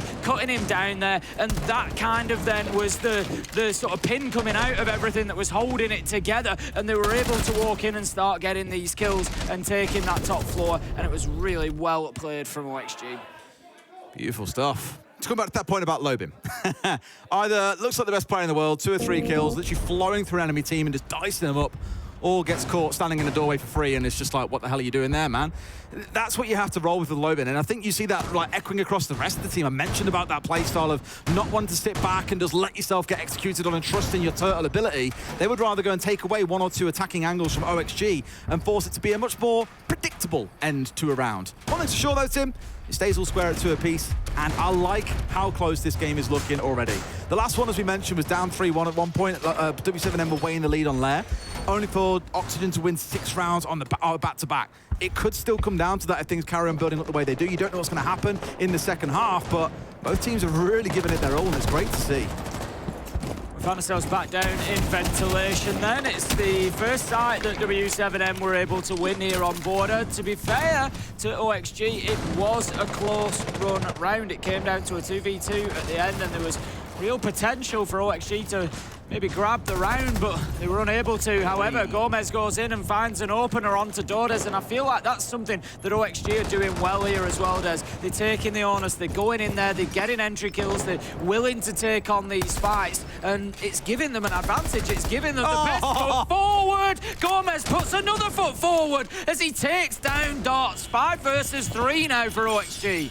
Gomez isn't exactly setting the scoreboard alight, but a few rounds through this series, I've been really impressed at how he's just basically walked in, found 2 or 3 kills for his team, and won the round at the back of it. He's got 2 here. I look back at his push down highway back on Leo when he collected 2 kills onto the mirror, and I forget the second operator, but he just makes it look so effortless at times. Some rounds you don't see him, but the ones where you do, you really notice his impact. And it's such a key factor for attacking onto border. We talk about it all the time. The best way to defend border, realistically, is to stop the attackers getting in the map, stop them being able to establish themselves. But OXG are always finding a way to, like you say, just walk in and get a couple of kills and get things moving. They have stalled out a little bit here. 1:15 left to go. They lose 1 to a Nitro from below. 3 versus 4. w7m have dipped themselves back to site now, so OXG can start working on this verticality. They've got the top floor. Once they recognise and are comfortable with that, they can then start pressuring site. But they need to be cautious of that time. Only 60 seconds remaining. Time, as I said, throughout this game has already been the 6th man on a couple of occasions. Nate coming in alongside Doki call here. Oxygen. I feel they've got enough time to work with though, Tim. In a 4 versus 3 and 45 seconds to play, that is tons of time to get something done. My main issue is they've got no one downstairs, no real idea about what is going on below them. And sure, the RAM opening things up might move some players away, but I just feel w7m have to have one player that goes unknown about, and he can ruin the whole round. That's going to be Dash. He's out in the bathroom at the minute on the Kaid. He is low health, which might not help, but he is in a position to potentially just spray through and deal with any plant attempt if OXG are able to get themselves in position to do that. We can see OXG just being chipped away at a little bit from underneath. 13 seconds left to go. Now is the time. Diaz manages to find Volks. There's the kill that I was talking about, but despite stopping that diffuser going down, OXG have all the angles covered. They find the kills they need, and they get themselves in the lead once again. They just had knowledge of where every player was the key thing, and that's what I was on about. If there's one player that slips the net, isn't seen in a drone, that is where the disruption can come from for w7m. But I think Oxygen just had tabs on everyone. The last kill, came from top metal down and towards the Applying Customs area. And that's where we saw the initial attempt come through to try and stop the diffuse going down in the first place. So just good knowledge of what was going on at the round end there. Nice and composed. As I said, 45 seconds and 4 of you up should be more than enough time. And they make it work wonderfully. Oxygen once again back in the lead, Tim. And last time they got in the lead, they did not let it go. Absolutely not. And I'm certain that OXG aren't going to be too keen to take w7m to Cafe. They're going to be well aware of trying to get this done here and now on border. And this is a fantastic opportunity for them. Make no mistake. They're going back up to that top floor once again. Surely not. We have the Ursa on side as it stands, Des. Surely not, right? Surely not, right? Right? Right. I doubt you get away with the exact same play again unless w7m really have fell asleep at the wheel here and the wheels are truly coming off. Dodez, I hate dumping on players just for stats alone, but 0-5, he was 12-7 back on the last map. He was a massive contributor towards round outcomes for them. He could really come alive in the second half on the attack, I don't know. But for him to be starting this slow, dare I say, is a big reason why we're seeing players like Gomez marching on through and getting a 2K. Why we've seen Hat currently sitting where he does at 6-2 after a pretty quiet first map. You're missing a very key, sticking, sharp point really coming out from w7m, and that is Dodez, unfortunately. So straight away, attention towards that Archives door. They're setting up for it, Des. They are setting up for it. The thing is, how do they stop it realistically, w7m? There's no Thatcher on side. Board, there's no Thatcher, but it's going to be dealing with the smoke. That's going to be one of the key elements. Yes, the Nitro is going to be a factor potentially as well. I think they're just going to try and bait that out instead. Is it a bait? It does do some work. Dots and Dash find one apiece, and you better believe that they are ready for it. This time 3v2 now, as it's just kill after kill raining in. 1v3, it is all up to Hat on the Ursa. It was a little bit of a bait and switch. They tried to play in from the Armory side, get them looking at the Ursa on Archives door, but w7m, they weren't going to be fooled, Des. They knew exactly where the pressure was coming from, and they got themselves the kills they needed. Really good reaction, and good to not get sucked in by what again looked to be a similar setup to before, and what looked to be a near identical execute. I think once you didn't see the Thatcher EMPs on side, it was quite obvious they were going to try something a little bit different. The Sen's definitely indicating to that at the same time. w7m just showing again that caliber that it takes to win a major. Now up to 3-3, we go to the second half. They switch over to the attacking side. And as I always say, Tim, two halves to a game of Siege. You could see a very different team stepping out here from either OXG or w7m. Don't think we're going to find ourselves with the perfect 3-3 half, though. I think this one will get done in regulation. Yeah, that first Nitro really undoes the attack because they wanted to control from Archives windows, and it may well be that they're still going to try and play on to Archives door, but ultimately two of them over on Armory Wall were thinking, let's walk in and get a backstab here, but they just hadn't dealt with CCTV and w7m. As soon as they hit that Nitro on Archives window, they know, look, he can't realistically plant here on the door because he doesn't have his window cover, so now we can go hunting elsewhere, and boy, they find themselves a couple of prizes. So OXG go 3-3 in the first half. Not terrible for Border. We do tend to say that there is a little bit of attacker advantage here, especially once you get yourself established inside of the map. So OXG, they need to learn from that lesson, I think, and get themselves up to those boundaries, up to those barricades, those windows, those doors, and make it real difficult for w7m to get on inside. Let's see how things shape up then. Yep, Blackbeard, no surprise to anyone, is going to be making an appearance here in this first one. Well, you don't see too often actually for this side, Tim, is going to be the Maverick that you're seeing coming along for Loban here as well. Of course, not the most effective unless you're trying to deal with a fully electrified wall. I think more identifying that because there's a tube around the Kaid on side, well, it's a pretty good answer to that. Concern always being that you've got to make sure this south side is clear, which is why you've got the focus coming in from w7m. They get control of CC, they're then free to do whatever the hell they like towards that main wall. Without this control, though, it ain't so easy to do, and you're likely to lose a Maverick for it. Yeah, Yoga is in such a key position at the minute, but the problem is that Newers has now been removed and Dots is starting to work his way through on that Blackbeard. I suggest that they would use him to create space, to get in there and force players out of position. Yoga is done for and taken down, and this is a clinical attack from w7m, Des. They recognised where the space was. It was at top east. There was nobody out there defending it, and they have walked in there quickly. They have moved across the map, and they have absolutely dissected the defense of Oxygen there. Really great stuff from w7m. If you remember, beginning of the round, I said OXG need to get up to the boundaries. They need to fight them. Don't let them get established. Unfortunately, they didn't do that. Gomez played deep inside of Fountain and Office rather than maybe being at top east, which would have prevented the Nomad and Blackbeard from moving in through that direction. It would have given more of a fight for w7m, but they just went in there. They looked pretty electric that round. I think The key thing that happened this round was when Nuers died, they lost control of 90 immediately. Yep. Bearing in mind, this is about 60 seconds into the round as well, but you need a little bit of time still to get yourself set up, know where the attack is coming from. Once w7m found that initial kill onto 90 and realized that the sort of linchpin of any defense on the top floor of this map sits there, players are then isolated, you aren't going to be able to support as defenders, and that's when they suddenly said, right, Yogg's alone, he's dead to rights. And that was assuming they just needed that control for their original plan to make use of the Maverick, right? Even without that, they found themselves 2 kills without losing anything in return. And I think the round was pretty much sealed from that point onwards. You don't really tend to find yourself coming back from a 3 versus 5 against the kind of caliber of team that can win a whole major. So, Oxygen now find themselves behind once again. We said when they were at 3 and 2, we've already seen them take the lead once back on Lair, and they did not let it go. They had 6 rounds on the bounce to close things out. w7m, quite fairly saying, it's not going to be the same outcome this time around, friends. Downstairs we go then. It's going to be ventilation and workshop for OXG.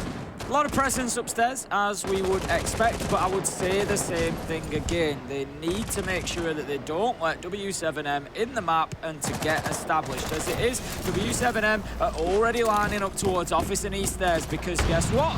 Yep, that's where they're being allowed to enter the map. So they're going to go in there and start picking apart this top floor defense.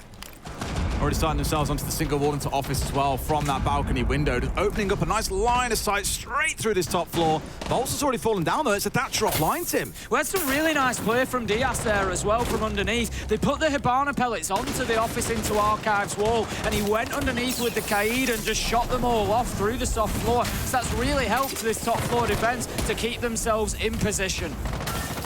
Holding on for as long as they can up on this top floor is a great idea. Just don't want to completely give away your lives for it is the crucial one.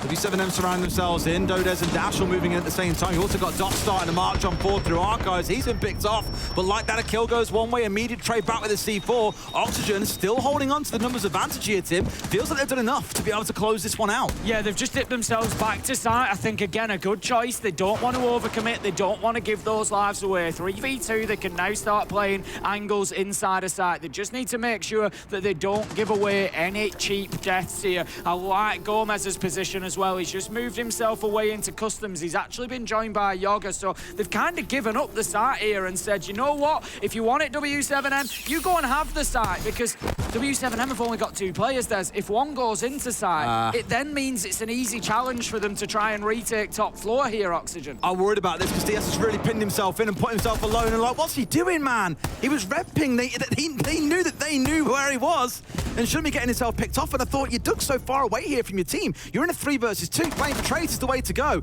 Thankfully, Gomez at least gets 1 back, and Dodez has got it all to do against 2. But this round is still losable if they're not careful. Yeah, but as I suggested, they might. Oh, dear. Where is Yoga? He's retaken top floor, Des, and that is exactly what Oxygen were playing for. 30 seconds left to go, and a very, very difficult plant here, potentially. Dodez is going to try and tease it. He's going to try and put it down, but he knows he needs to go and take the fight. He doesn't have a choice here. Got to force it because he knows he's got no chance of being able to stick it out for 7 seconds. The round comes in and Yogg's found his man. A bit too close to meet him, because again in the 3 versus 2, you shouldn't be letting it get that close. But when it matters most, they hit the shot and they get things back square once again. Yoga played that really well. Like I said, Gomez, Yoga got themselves into customs it was. Diaz went over into bathroom. He put himself in a little bit of a bad spot, as you rightly said. Just kind of got himself cornered and dealt with. But Gomez and Yoga were always looking from customs to try and retake top floor. Like I said, that's why they gave them sides, because they know there's 1 of 2 things are going to happen from w7m. Both of them are going to drop into site and you can retake top floor, or 1 of them only is going to drop into site and 2 of you can go and double up on the man upstairs and take top floor back. And that is exactly what Yoga did as soon as that opportunity was clear. As soon as it was clear that both of them had dropped and both of them were working downstairs, yep, thank you very much, I'll have those verticals back. Really well played from Oxygen. 4-4, and this one continues to rumble on as a really tight affair on border. Great quality game as well. I think this and Lair, the whole series. I'm loving it. It's been super tight between both teams. It's been really entertaining to watch. I know the scoreline back on our first map might suggest it wasn't too tight at 7-3 going the way of OXG, but w7m started that map pretty strong. It's just that Oxygen hit a whole new level once they got onto the attacking side of that map. Now then, Let's see how w7m can fare coming into this attack, looking in towards things like the Ying and the Blitz and the Lion. They're really bringing out the whole arsenal here to try and get one over the line, because where I think they've found success so far has been in those early rounds. It's where they found themselves getting good parts of control of the map. We saw them march through a couple of rounds ago and get a couple of kills to start things out. They look great at that point, but where I think OXG have found a success themselves is playing the map a little bit more. Like you say, the vertical. Here, though, direct towards site, Tim. They're in for the rush, and can they find anything new? As full white flash, but the plant is going down. A smoke to cover him off at the same time, and no one has died yet, Tim, but it's still going on. Yeah, it's a classic attack, really. You get the smoke canisters out, you get the candelas going in, through the drone hole, into bathroom, and it makes it very difficult to do anything about the diffuser going down. But once again, we saw this from w7m on layer, where they saw an opportunity, they went in to take it aggressively, but they weren't always prepared for what came afterwards. And that's exactly the same here, Des. They just weren't ready for it. They weren't set up. They're using the toxic base to allow them to get onto the diffuser. Hat is going to be able to secure it. The kills came in, and OXG are looking almost unflappable here. That was so well dealt with. Look back at Lair after the tactical timeout, where Redeemer said, beware of the direct hit. And what came through? A direct hit. They dealt with it then, and they've dealt with it now. Oxygen just showing whether it's w7m's slower game that we were used to seeing back on Lair, or if it's a quick direct to site one, they've got the answers. And I think at this point, Tim, like the latter parts of Lair, the momentum is really building with this North American side. I always say there are upsets in groups. We always see them. Do we always get to see them as quickly as day one? Not really. But this one is looking like it could be headed in that direction. 2 more rounds for Oxygen. We'll see what I would say will be arguably one of the biggest upsets of the whole group phase. And that's not me saying, you know, Oxygen, this or that. They've played fantastically here. But the reality is, this is a team that didn't qualify for Manchester, didn't qualify for Montreal, was ranked 49th in global standings, playing against a team that were ranked 3rd overall and won the last major. Like, this is a big gulf in results between these two teams, and for Oxygen to come in here and be winning in the fashion that they are will be a big upset. But what a deserved result it will be for Oxygen if they are able to get this over the line, because I tell you what, Des, this is not about w7m losing rounds. This is about Oxygen making good decisions, winning key fights, and having a fantastic game of Siege. Really impressive, and gives you a lot of hope that this group might be even spicier. We were talking about it yesterday, about which group's the group of death, and everyone sort of said B. It looks like the group of death, right? Cyclops are there to play their upsets. But Oxygen, I think quite fairly, a number of teams or a number of people have written off coming into this and said, look, they're through the LCQ, sure, but they're not quite at that level yet. At least here looking good. However, 5 days of groups to play, a lot can still change. In we go then for round 10 to see how things shape up on the attacking side. Nothing really worth writing home about, I think, overall, Tim. Instead, you're seeing a standard lineup coming out with no shields being brought along, nothing to worry about on that side. On the other, looking more towards potentially the castle here to try and impede. You've got the tools to deal with that as the attacker. Savannah, absolutely perfect for dealing with that kind of utility. In fact, Tim, seeing 2 hard breaches on this map feels quite rare overall. I do recall yesterday somebody mentioning Group D, Des. Or if you remember who that was. Or... No memory of it, to be honest. I think you would have. It wasn't recorded, so... No, I didn't think you would have. No. It was me, for the record. Dots is just going to be taking a few pot shots there. Again, Hat is in a key position here, just inside a sandwich in office, looking to try and hold that position. But, like you say, cleared out. w7m had a great attack on the top floor last time around. They took everything that was offered to them and more. They were able to march through and just make it difficult for Oxygen to hold on to any key positions. And it's looking like it could be more of the same. Pull themselves back here rather than trying to play too extended, because don't forget what happened last time around. They were here and they lost a player on 90, lost a player inside a CC. They've just regrouped back on site and said, okay, then cool, let's chill out a little bit here, get ourselves back into good positions. And Nuance has then worked his way back out towards 90 through metal and has found himself picked off again. That's unfortunate, because now they've lost that main pivot point of this top floor, like I mentioned earlier on. w7m playing a wonderful round so far, not lost anyone for it, and has still got some good time to work with. Diaz has got himself underneath there. I'm not really sure how much work he's going to be able to do.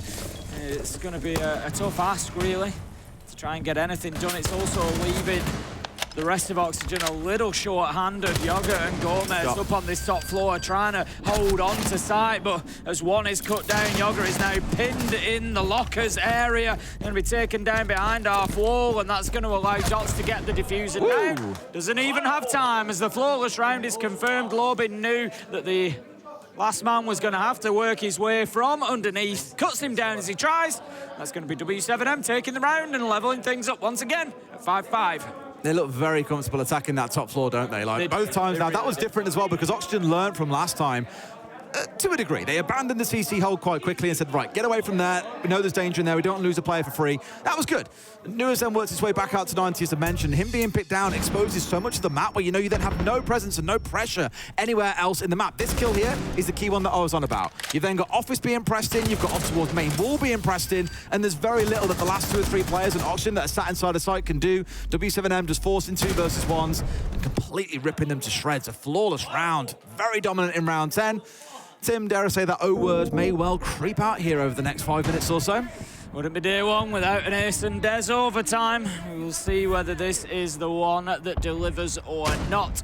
OXG going to be heading downstairs, like you said. Not real surprised to see them moving on and rotating away. w7m just so good at attacking that top floor at the minute. But the strange thing is, last time around when they defended ventilation and workshop last time, OXG actually did a really good job of holding the top floor for the beginning part of the round and then dropped away, retook it later. And it was just a really well-managed round from them overall. So w7m going to have their work cut out for them. They need to learn the lessons of last time around. They tried to breach that office wall. It didn't work because they just shot it off from underneath. So, you know, maybe they need to be putting a little bit of pressure onto bathroom immediately. You can do that from Teller's window, but the Blitz is going to be stacking up here in detention and ready to go and try and put a bit of lateral pressure onto Oxygen. Well, we know the w7m love a direct hit. We've seen it, what, 4 times now if you include this round across the series?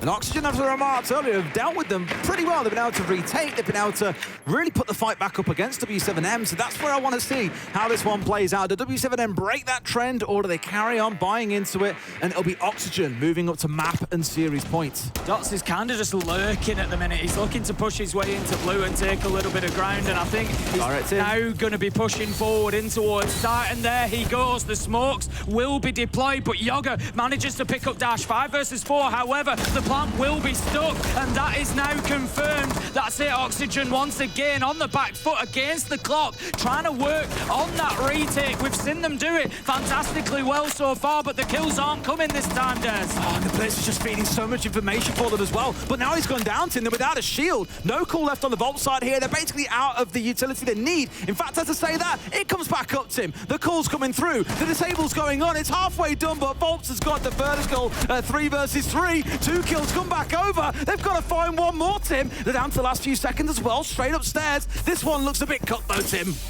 Dodes was scrambling to get back onto that top floor, and you feel like there was maybe an opportunity. There was maybe an opportunity for OXG to hold on to that attempt at disabling the diffuser, but they didn't know where Dodes was. But he didn't have the vertical. He was relocating. He plays it well for w7m, gets them the round and gets them the map point opportunity. This one could be going to map 3. OXG timeout. Let's have a listen. Just owning picks, and we're not there to help each other out. I think we go. You guys want to go bathrooms? Yeah, either that or workshop. I don't think we're going to go. Want to go workshop? Yeah, either workshop. But they just roasted a rush. They're going to have to this time. Either that or we go bathroom. Listen, don't be scared. Don't be scared to fucking fight these guys, right? Like, they're kind of splitting. So like, if we need to like find something together and just flood and fight those guys, they're not all together. They're spread out around the map. So don't be scared to fight. Once we get man advantage, then we can kind of like pull it back a little bit. You guys are fine. We just got to be a little bit smarter when we're taking engagements. A lot of individual nets. You guys got this, right? Let's lock this shit out. It's the same sort of stuff we were remarking on w7m doing well, is knowing, okay, they're attacking from 4 directions, pick one, swing it. Yeah. They'll commit 2 or 3 players to it if they have to make sure it's clear. We saw it back on Lair, we've seen it on Border, and I think Redeemer's kind of request, his ask of his team there is, look to do the same. If they're playing quite split, which I agree with them, there's a couple of times you'll see 2 players stacking up on one angle, but they're not as a full team at any given point. If you can push and isolate out one of those angles and give yourself less to think about when the execute comes on through, why not? Not too many more chances to work with though, Tim. They cannot afford to get it wrong. They win this next round, We get that glorious O word coming out here on map 2. They lose it though. Cafe will be the decider. And what'll be really interesting about that map, I think, Tim, it will demand a lot more strategically from both teams. It won't be as gunfight driven as what we've seen the first 2 maps be. Yeah, I don't know how much that last round is going to affect Oxygen here as well, because it was so winnable for them. Tight, yeah. It was so winnable at that point, but just not knowing exactly where Dodez was or what was going on with that last man, it was tricky for them, and it's easy for us when we sit here watching the silhouettes and we've got the top down and we've got all the intel. But obviously, in the moment, in the server, you're just going to do exactly what you think is best. And unfortunately for OXG, that wasn't the case that time. But we know they've got rounds in them. It is very possible that they take us into an extra few on board here. W7M, they are going to be grasping at Cafe at this point. Here we go. They want to get this done. A rush straight in. The Candela's coming in this time round to really do a bit of work for them. They're in for the same plant again by the looks of it, Tim. Dot's in a different location. Smoke's going down deep, but I don't think they can stop this one. In fact, Volts is straight in and he's causing absolute chaos along with Dodez. Nothing really to be said about it. W7M, they were in a 5 versus 3. They might lose one back, but the plant is down and this one does not look winnable. No, it's very difficult now to try and fight back against this W7M because they're in position. They just feel like they were more prepared for that rush of a plant this time than maybe they were last time around. Dash is going to pick up Heart. 2 versus 4. We can see Utility just being thrown in now. The asphyxiation bolts from Lobin doing their job, preventing them, pushing in. Need to be careful. Oh, jumping in through the window. Diaz got 2, could have been 3. It was a very risky finish, but W7M, they get it locked down and they take us to map 3 of Cafe. I feel like this series deserves it as well. It has been so neck and neck between the 2 teams. We've seen absolute brilliance back on Leo. We've seen a bit of a tighter one here, but just a little bit of difference coming out from W7M on their own map pick. Each team winning their own, which now means the decider has to be what splits the difference between these 2. Reiki is ready though. We'll go to that when we come back. The desk will break it down before we get into Cafe. Don't go anywhere.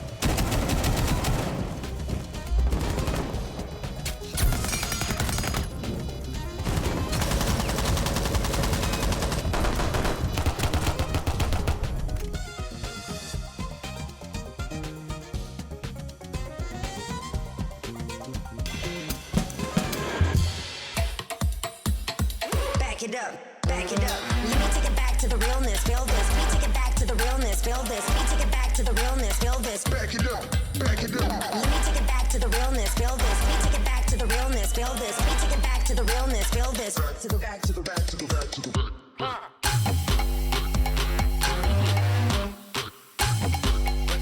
Take it back, take it back.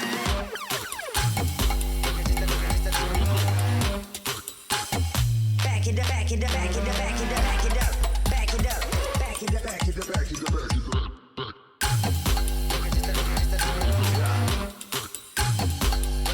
Take it back, take it back.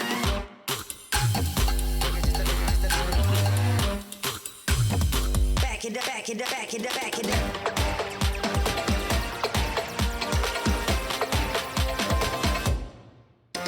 Let me take it back to the realness, feel this. Let me take it back to the realness, feel this. Let me take it back to the realness, feel this. Back it up, back it up. Let me take it back to the realness, feel this. Let me take it back to the realness, feel this. Let me take it back to the realness, feel this. Back to the back to the back to the back to the back.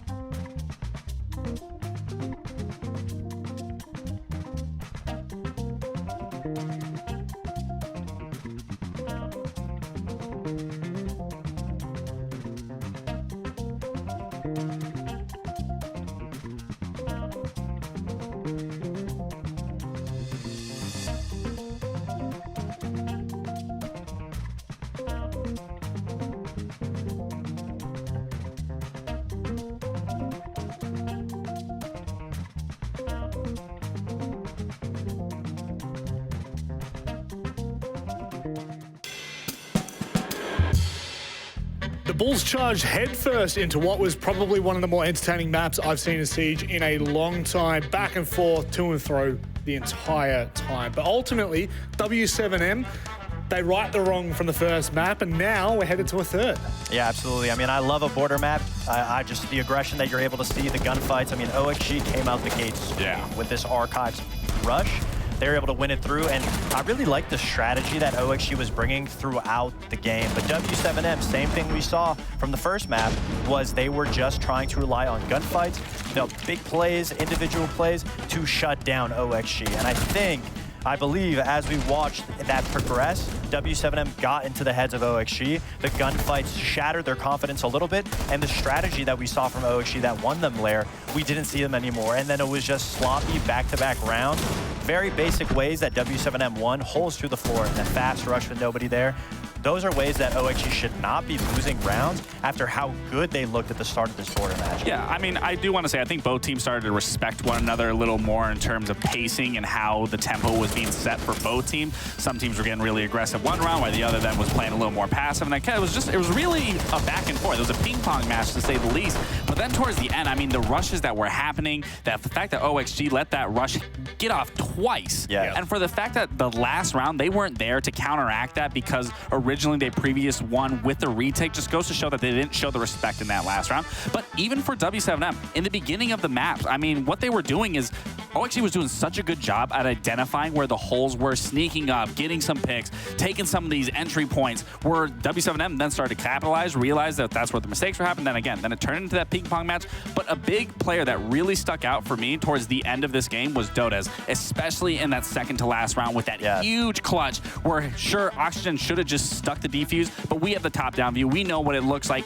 You can't think of hindsight like that. But again, for Dotaz to stick through it, not over-panic, not get overzealous, and bring that round back, that was a huge heads-up play from him. Yeah, to give credit to w7m, it wasn't just OXG misplaying. w7m realized that OXG was abusing the verticality again on the same map. Constantly, we would see Yaga downstairs with the C4, or them using the holes above. So w7m just took that from them. They would completely wipe out a floor or do a fast rush to just limit the verticality that they can use. You want to try to be smart, we're just going to go so fast that you have no idea how to respond to us strategically, that you have to gunfight us, and w7m was winning it every time. And I think what they're slowly starting to understand is something that we've known for a long time, and everyone at NAL, is Oxygen likes gunfights. That's their home. Like, that's what they feel most comfortable with. So you have to be able to match that sort of aggression, but at the same time, be more methodical on it. And w7m can 100% do that, but we need to see that displayed going into this last map. Look, the energy's been matched. There's no two ways about it. We now need a third map to decide this one. We head to Cafe after this short break. Ouais, choc-les. Choc-les. Ouais, choc-les. Choc-les. Choc-les. Ouais, voilà ceux qui me disent. Les entends parler et ils m'étrisent. J'arrête que pour rappeler la mise. Petit pas sur la piste. Et le succès, je l'ai pisté. Disque la place du premier. Fais monter la cote. Sur moi tu mises gros, tu connais déjà l'équipe. Ça criera au complot, je prends le double, on est quitté. Je fais la magie des chiffres. La somme je la triple, la concurrence la dribble. Et le stade est en délire, ça fait choquer. J'arrive pour tous les choquer. Toute la foule elle est choquée. J'espère que t'es accroché. Gauche, droite, esquive rageux. Coach m'a rajouté du temps de jeu. Dans l'action, ouais je me sens en feu. Je suis on fire. Je fais la différence au compteur. Money time, ça shoot sur le buzzer. Je suis on fire. Choqué, j'arrive pour tous les choquer. Toute la foule elle est choquée. J'espère que t'es accroché. Choqué, j'arrive pour tous les choquer. Toute la foule elle est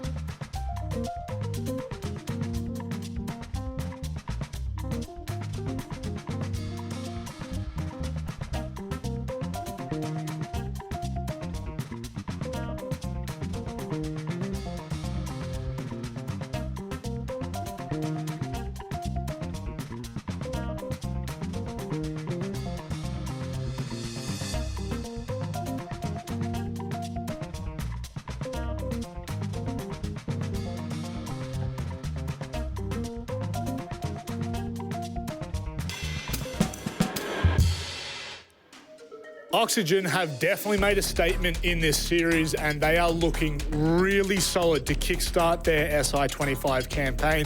However, one team stands in their way, just little old w7m. The winners of the last major, they continue to look better, but now they're getting tested, they're getting pushed. We go to Cafe next, Lax. Yeah, I mean, genuinely, I do think that this is best case scenario. Both these teams are 2-1 on this map. They do get it banned against them. So this is the best map to decide who is going to be the victor here. Now, a big thing for me with Oxygen is more so of the fact is they can't just constantly play an aggressive game. They do eventually have to pivot to being a little more static, letting w7m come in, take advantage of some situations compared to what we saw on Border. But again, the vertical pressure is going to be applied on Cafe, and the biggest thing for me overall for both teams is who is going to, and who's going to prevail for a win here is going to have the better half on that attacking side. Yeah, absolutely. I couldn't agree more. The verticality will be the biggest factor. w7m has shown in the prior two maps that responding to the verticality, the only thing that's worked for them is just going through it, going so fast and slaughtering out everybody that's on the floor in front of them and forcing OXG to have to come up from the holes that they're playing. And so it's something on a map like Cafe that you can't do that too well just because it is so limited in the amount of width on the floors. There's not a lot of room to play with. So we could see w7m get caught up in that regard, but I really do think they have the confidence on their shoulders, and this will be a test to OXG's mental, because from what we've seen throughout the NAL, when things don't go well for them at first, it takes a lot of time for them to adjust due to the lack of leadership, and the communication quiets down a little bit. So if we can see the effort and the work that OXG has put all their time into leading up to this event, we will see it come into this third map here. Even if they don't win, I'd be happy if I was OXG with keeping it close against w7m. Absolutely. Well, let's welcome in our casters. Now, I actually have to say, boys, we were just chatting before, and Lax yells out, Tim and Derry, and I don't know why, it just sounded like someone's favorite ice cream. Thoughts? It's not miles off, is it, to be fair? It's not bad. It's not too bad. It's a little awkward at times, but I feel like that could be something. Tim and Derry? I always get griefed for my favourite flavour of ice cream. Well, vanilla. It's vanilla. Yeah, okay. No. He's so boring. I don't even know what to say to It's that. default for a reason. It's because it's the best one. There are so many options that you could go for. Let me get your thoughts on this one, though. It's B-Stream's popping up right now. Ace, who takes this one? Default option. Yeah, well, I mean, it would be a default option for him, but Oxygen are looking good. Oxygen are looking very good. Look, at the beginning I said that I think if Oxygen are going to win this, they're going to take it 2-0. Cafe is a good map for them. Cafe is a very good map for W7M. So I just think, given what we've seen so far, can Oxygen win it? Yes. Do I think they will? No. I think W7M still take it. Vanilla. I couldn't agree more, mate. Go and enjoy your vanilla caster. I will do. Honestly, mate, every time I've learned a new thing about your drinking or eating habits, I'm just like, you're so boring. I'm not talking like a basic vanilla. I'm talking like, you know, like the really... Walls vanilla, are you? No, like a really nice, like a really good vanilla. I don't like that as the basic vanilla. I only like Walls vanilla. That's what you sound like right now. We do in the UK have a type of vanilla called, it's usually like Cornish cream vanilla. Really pushing the boat out now, mate, And aren't that's you? really But you're still talking vanilla. That's really good. Ugh. Well, hopefully, some stuff is being served up in this kitchen that's a little bit tastier than just vanilla ice cream. I'll send you my vanilla ice cream reviews, Tim, of all the different ones. Tim, you're the only food review that I've ever known you do has been water. You are that boring. I tell you that what. you talk about vanilla ice cream and water.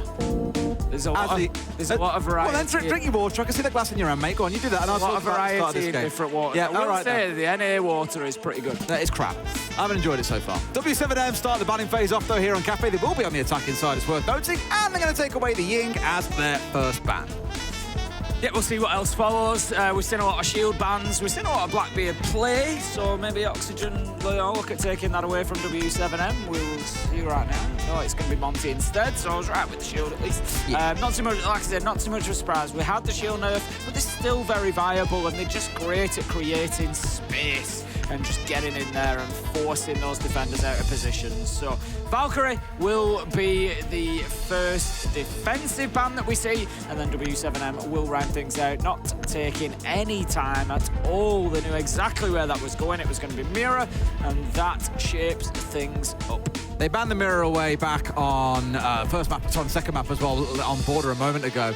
And that kind of surprises me, because the thing I've observed about W7M throughout the series, as much as we said, you know, they won Montreal by being this really fast-paced, aggressive team, didn't care about getting the diffuser down, they just wanted to kill. That version of W7M, I think I'd understand banning away a Mirror a lot. You don't want to get impeded and held up by these Mirror windows that can really be a thorn in your side. Whereas so far today, Border kind of accepts it because of the map itself, but they played quite a slow, composed and controlled game against Oxygen, I think. So although I wouldn't, maybe it's more of a case that they don't want to face off against it and they know they won't play it themselves, they'd rather ban it away. But I'm kind of surprised they've lent in towards banning that for 2 of these 3 maps so far. Let's get on into it then. It is round 1 of map 3.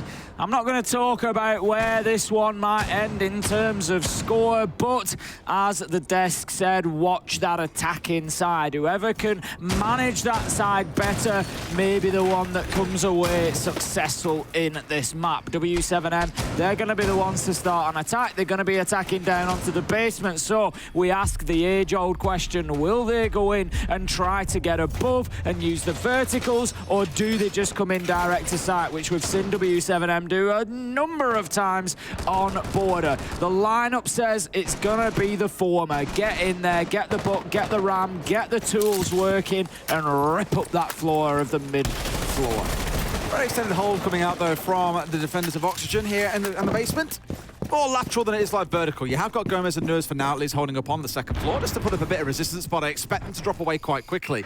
The main thing to notice for the defenders, you've got the hold inside of VIP and you've also had the Echo of Hat playing around inside of Bakery. So they really are, I don't want to say pushing the boat out, but they are looking to hold a lot of this map. It's quite aggressive in terms of space control that they're looking to try and do here. And W7M, if they spot that, as we've seen a few times, are more than happy to go direct to site. I think we've just had a bit of a wasted Kiba barricade from Newers as well. That could be quite important, really, because we know how valuable that utility is. He went to deploy it, and it was one of them that was, you know, caught on a funny angle of furniture and didn't really deploy. But Newers does manage to find 2. Gomez onto Dash. I take back everything I said, Oxygen. They've come out looking like their tail's on fire at the minute, Des, and they are running through W7M right now. 5 versus 3. They've shot 3 players in the back there, Tim. It just feels like W7M didn't do their homework with the drones, had no idea what was coming, and have paid the price for it as a result. Almost getting rid of Gomez, but didn't know about Diaz, the second player coming down the red stairs. He gets the trade back the other way. Now it's a 1 versus 4 for Lobin. I know he's got a lot of time to play with Tim, but I'm not optimistic, and Noah's agrees. 3 kills for himself in the round. Very, very convincing first one coming out of OXG. Yep, great start from them. Picking up that kitchen site, getting it done. We'd expect the defenders on Cafe to be picking up their first choice side, but taking nothing away from OXG. They've done a really good job of it, and you pick up on it perfectly, Des. w7m actually looked off the pace there. They looked like they didn't really know what they were going into. Where was the drones? Where was the intel? Why were they not ready for those fights? Why were they not knowing where that attack was going to come from? It was beautiful from you. It was a little bit unlucky probably for Dodes and Volps. They kind of stacked up on white stairs, and Newer's just got the timing perfectly for them to line up. But ultimately, w7m just were not prepared for that level of aggression coming out of Oxygen. Now, I also like what I'm seeing in terms of site rotation from OXG here on the defense. They've gone kitchen, they've gone reading. They might not even touch the top floor here, Des. That's it. I mean, more for me, for w7m, it's more the concern about trying to get any kind of control around the map that isn't given up for free. And Oxygen showed in that first round for me, and we've seen it across the series. They want to challenge w7m. They don't want to sit off and play turtle and dig their heels in deep and hope for the best when it comes around to execute. They're happy to fight for things. So I think w7m, unless they're really meticulous about their droning here, which they certainly were back in that first round, and already here have lost 4 of them in their droning phase, they will keep on getting bitten by the players on the side of OXG. So a bit more composure. I think w7m is going to sorely need that as this second round also goes against them. Potential run out from Newers here. What a big start this could be. He's going for it. Impact nade finds his man. Nobody there for the trade. Oxygen are taking the fight to w7m. There's Low been taken down. Whoa. And look who he's got. It's the Ram. You don't get to choose them, but that is a huge kill here when you're defending reading. They still have the book on side, yes, but that is a big, big loss. And the sledge as well. In fact, a lot of vertical destruction overall coming out for w7m. So like you say, maybe not the biggest loss that it could be, but it's still a player offline for free, and there was no trade there to be secured. And again, coming back to the drone work, you can't watch every angle in the game, but normally front door runouts or that kind of craziness is the sort of thing you want to check early in the round. And they paid the price there for being a little bit tardy with their drone work in the early phases. Volps aware that there's somebody ahead of him. He wanted to go again. Who is going for a little jump out. I think they're going to be taken down by a Claymore to level things up at 4-4. OXG obviously feeling like they're on top of things here and just wanting to keep that pace high. Don't let w7m settle. Don't let them have anything easy.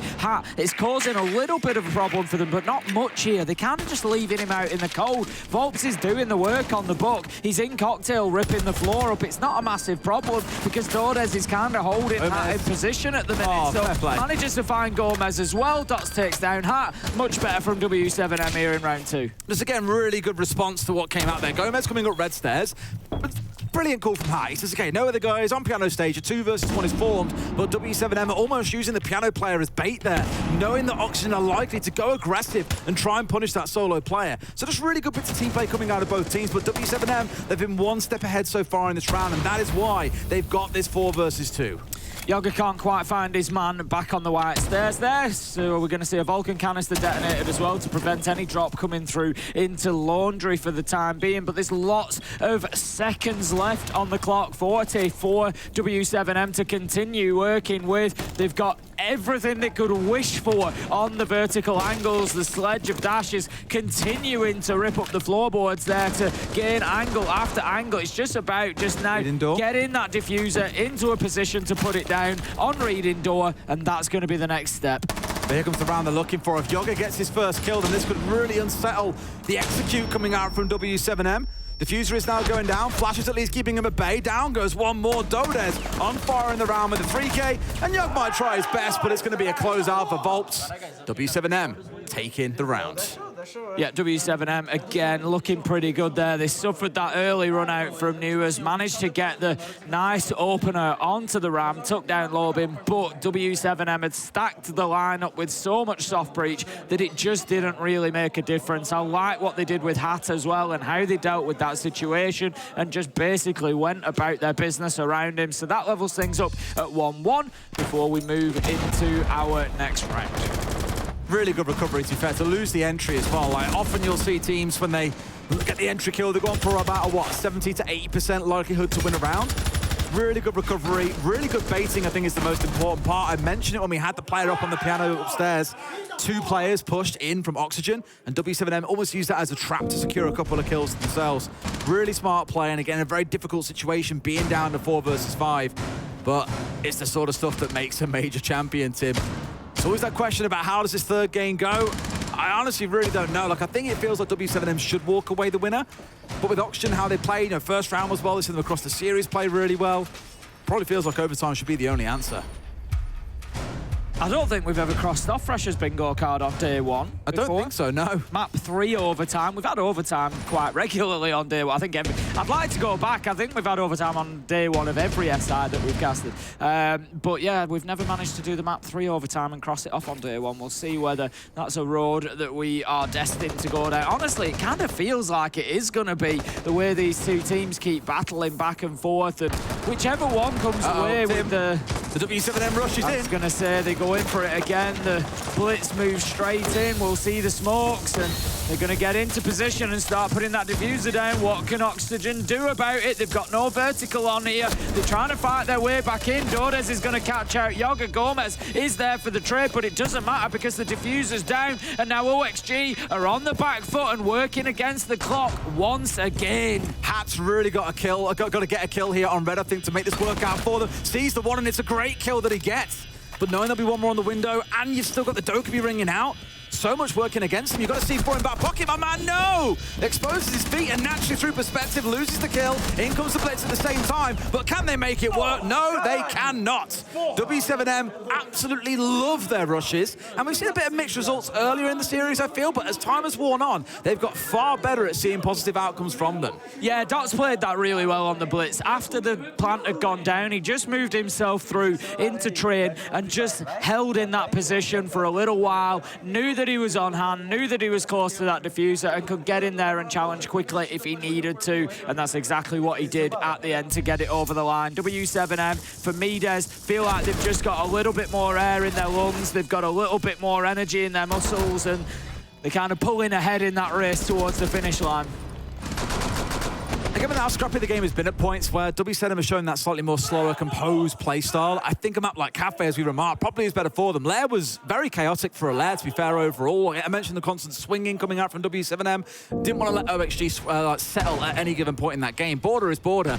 This map, I feel, commands a little bit more calm and control because there are a lot of bottlenecks, because there are a lot of power positions that you can play.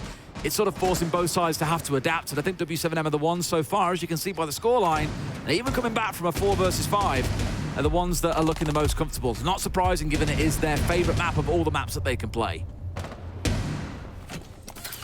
Back we go to Kitchen then. There's one site that OXG have managed to get themselves a win on so far. And they're going to try to double down on that, but that is not a good start for them. Like I said, w7m for me feel like they've just got the legs pumping a little bit more in this sprint towards the finish that it's becoming. Yoga taken down, and it's the Warden. Des, not ideal at all.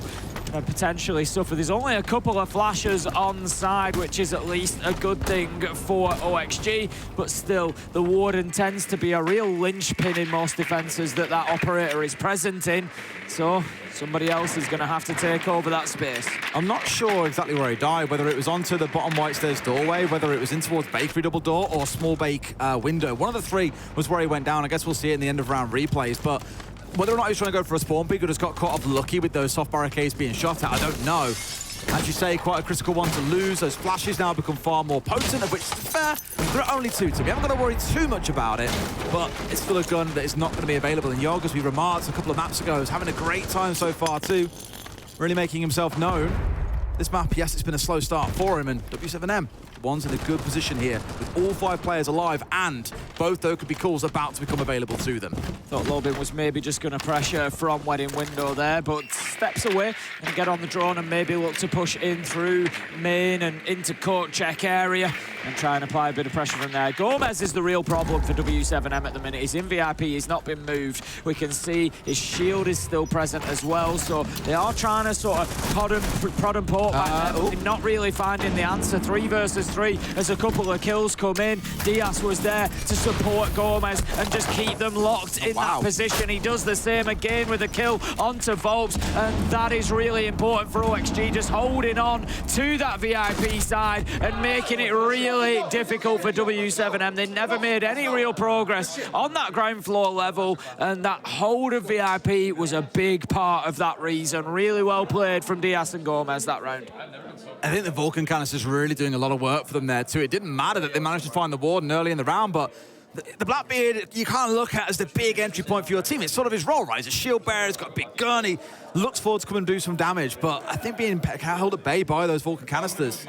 Bit of a stinger for them, couldn't get the control they needed to try and remove Hat, who was dug inside a bakery. Now towards VIP, as you mentioned, Tim, they were just dug in so well in there, the two players holding together.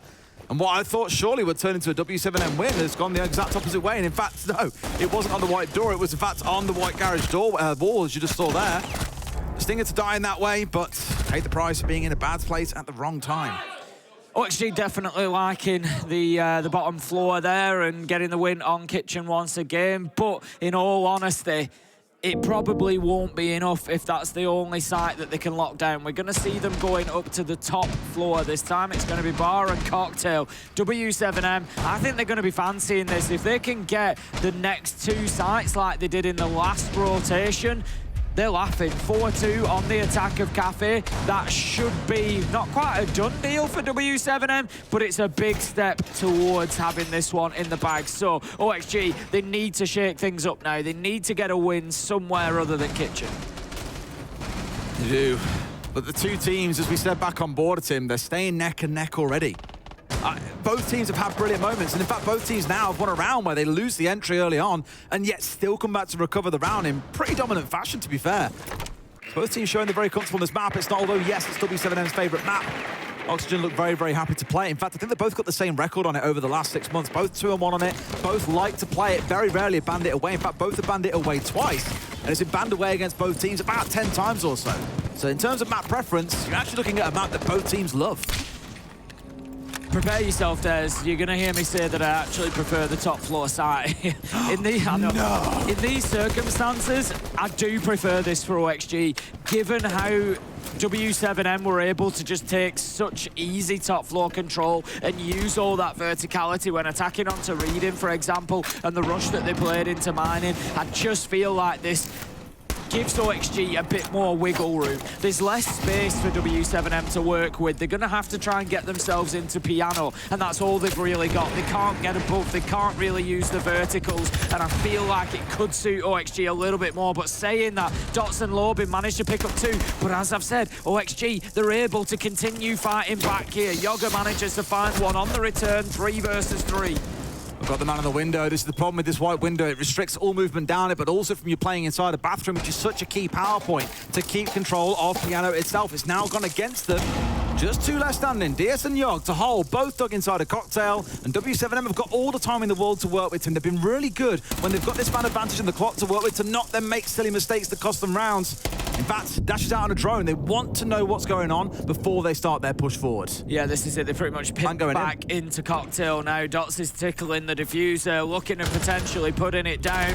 That kill will surely signal the opportunity to do so, which it does. Dots, he's going to stick it this time, but actually the time won't be allowed for him as Dash manages to find Diaz from Freezer, and that is going to be another attacking round for w7m. This is what I said the problem was for OXG. You can't just win in Kitchen. You've got to be able to pick up a site elsewhere, and now that's Reading, Mining and top floor all failed.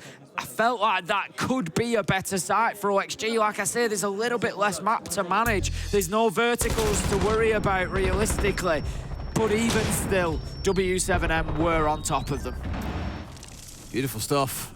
And for me, again, that 3 versus 2 at the end there really just showed that composure from w7m that, like I said in the moment, they like to slow things down, they want to play things properly.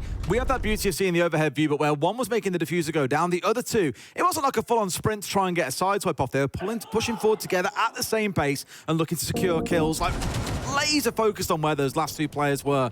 Just really good team aggression coming out, good team playing communication, and not feeling the need to panic and rush things. Really good composure, things that you love to see. Last round now of this half, we're going to try things out inside of Reading and see if Oxygen can get themselves another round on the board. Otherwise, Tim, 4 attacking rounds for w7m on Cafe does not sound like a bad spot to be in if you're Brazilian. No, not at all. I think it's, like I said, yeah, it's really setting w7m up for success at this point. Let's see if OXG can at least level things out then. Reading is going to be our final site. They've got plenty of utility up on the top floor, as we would expect. Just the last little bits of preparation are going on, but I tell you what, they better be ready because w7m are not messing about, Des. Here comes the blitz once again. That rush is happening. Dots is going to take a lot of damage on the way in, but he gets to where he needs to be. Dordes manages to find the entry onto Yoga, and the plant is down again. w7m, they're going to have to maybe not do much. No, that's unfortunate. The power of w7m's rush, Des, has broken the server. Has done the server. It's had enough. This now becomes a bit of a sticking point for them as well, because now that they've shown what the game plan is, for the other side, they know what's coming and now can adapt to it. That makes things a little bit sticky because you have to pick the same operators as well, for example, but they can't well employ the same strategy knowing what's going to come at them. So it's I don't know, horrible situation to be in there and a bit unfortunate, I guess, for the attackers of w7m. For Oxygen, it might be a little bit of a lifeline, but we will go through a rehost, I believe, to get this one set back up. Yep, we'll get everybody back in as soon as we can do, and then we will go from there. The admins will square away everything as it should be. But, I mean, like I said, on the face of it, you look at the score, and it feels like, yeah, this one's really close. I'm not sure it's as close as it looks at the minute. Like I said, Oxygen have had 2 very good rounds down in Kitchen. I'm not going to take that away from them. But overall, they've kind of shown an inability to hold on to w7m anywhere else in the map. w7m have just been consistently better when they've been on the other sides. We don't know what might happen at the switch. I think we're going to see a very good w7m on defense. I think they're going to be able to lock down a couple of sites. I think they're going to make it very difficult for Oxygen. I expect to see w7m getting out in the map and challenging all around on all floors and making it very difficult for OXG to go in there and grab any space realistically. You know, we'll see after the side switch whether that is the case or not. But right now, it's definitely, for me, w7m in the driving seat. It feels that way, and I look at the numbers for how the stats are looking so far across the series. Volps and Lobin are both really negative, like 12 and 21 for Volps, 10 to 22 for Lobin. These are 2 players, Volps especially, that we're used to seeing set the world on fire. Yeah. Dordes is still having a great performance, as you come to expect, but outside of that, Dots and Dash, they're about break-even at this point. So no one is really looking at it and saying, oh yeah, these guys are flying, the team looks fantastic. On the other side, you probably look towards Diaz, Nuers, Yarg, all having great games.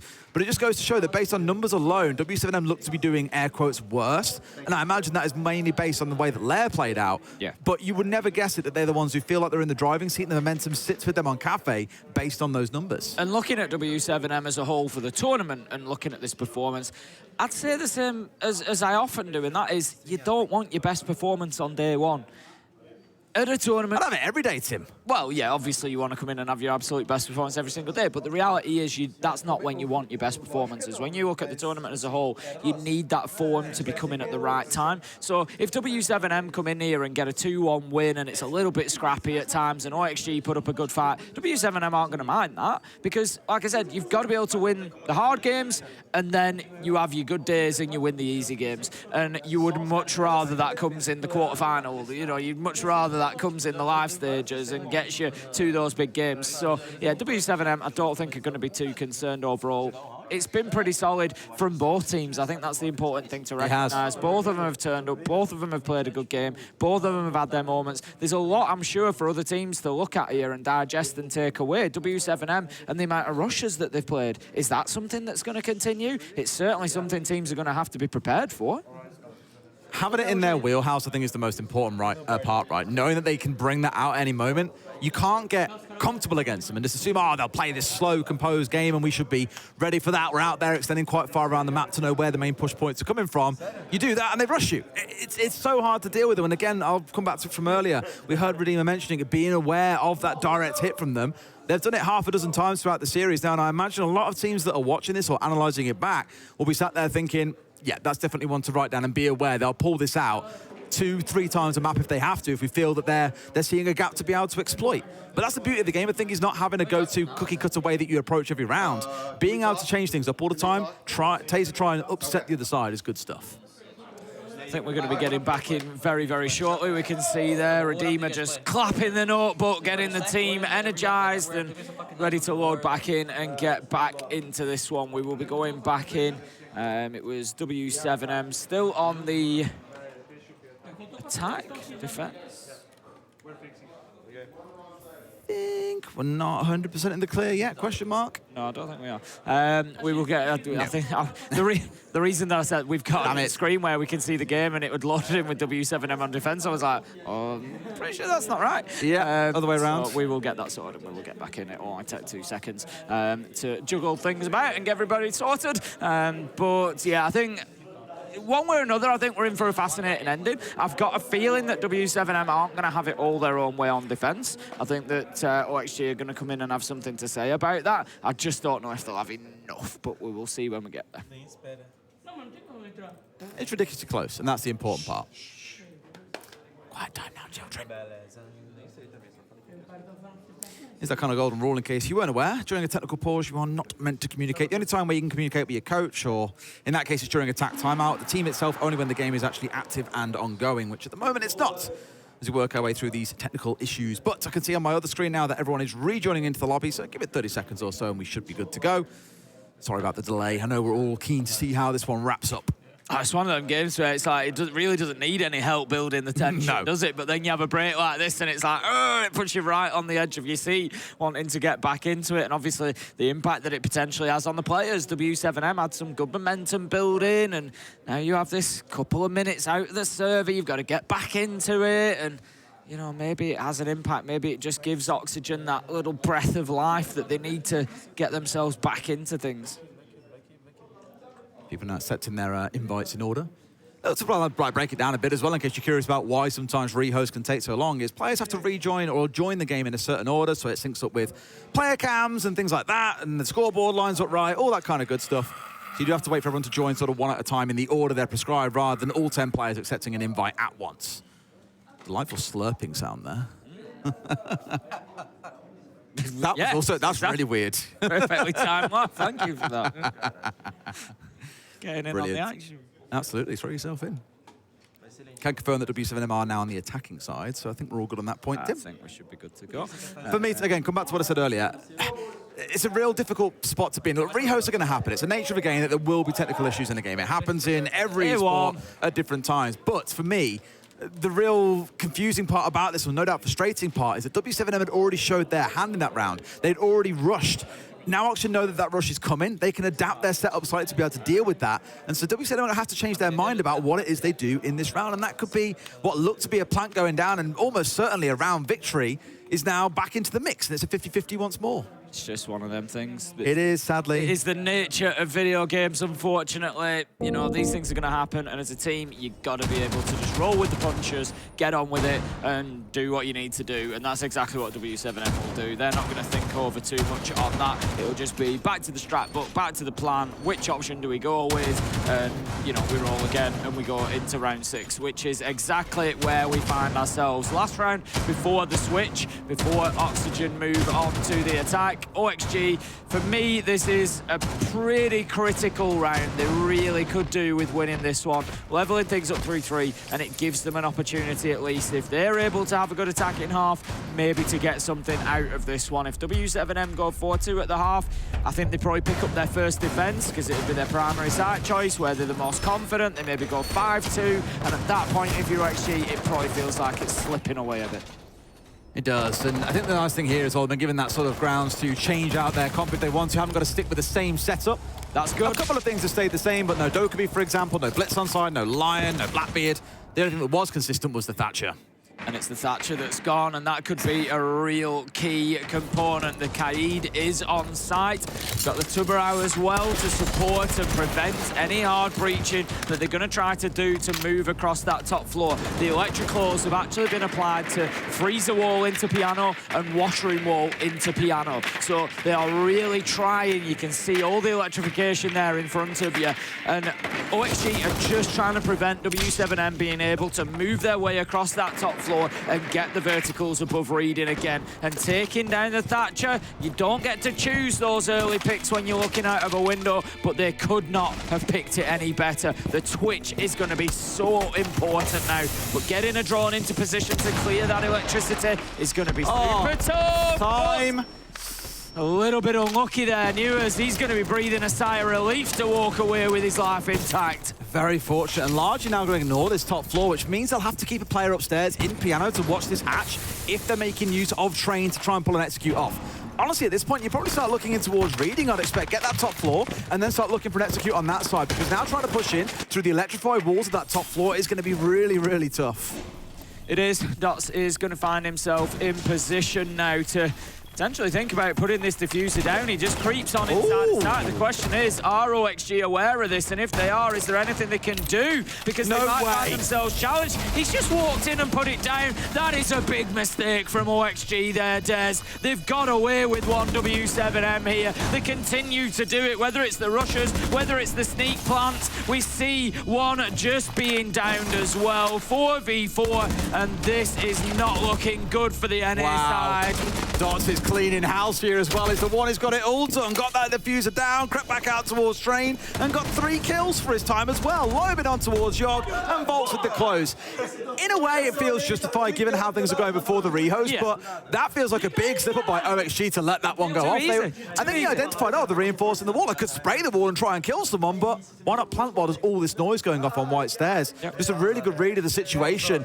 And OXG, truthfully, let that one slip through their fingers big time, and they call an attack timeout. Hello? Hello? Can you hear me? Hello? Hello? Hello? Hello? Hello? Hello? Hello? Hi. Hello? I don't think that's the tack timeout discussion, Des. I agree. I think his headset might not be working. Then they're going to pause the game and you're going to have to time it. Okay. You can like pause and then like Yeah. put it on time. Let them talk. I'm sure they'll sort it out in a moment. Basically, let the timer run down, I believe, and then they'll pause the game again so they can have that timeout regardless once that's back in. So it should be all good. They'll still have the time to be able to have the conversation with the team. We'll make up for that, no problem at all. And I imagine here, like we saw this back in our series between G2 and M80, there's a whole conversation about when they take the tap timeout. It was at the halfway mark, and I was like, it feels like a really strange time to do it. So I'm really curious to know what he's going to say here. Let me know, let me know, let me know. Check, check, check. Check, check, check. So far, hello and check, as all I've heard. Maybe not quite the advice the team needs. Can you hear me?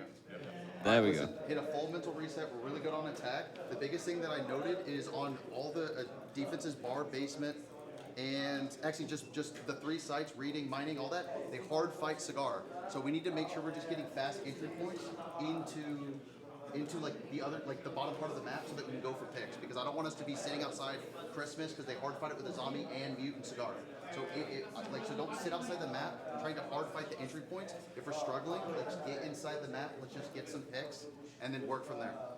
Does that make sense? Yep. For their basement, they have one row. What do I have? They have one row where they're hard fighting up top, and then they have a full bunker. Okay. Go in the direct if it's, Listen, we got this. Come on, let's go. Let's go. Let's go.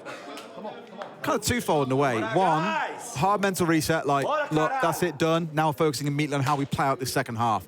And jump straight in there with information, right? Like, reminder, here's how they play the half, here's the sites they're going to play and what they're going to do with them as well. I like how it was so focused specifically on, here's the way to adapt, here's how to deal with it, and here's what to focus on as a team. He can't control, of course, what happens in the rounds themselves. It's down to the team and their communication, their focus.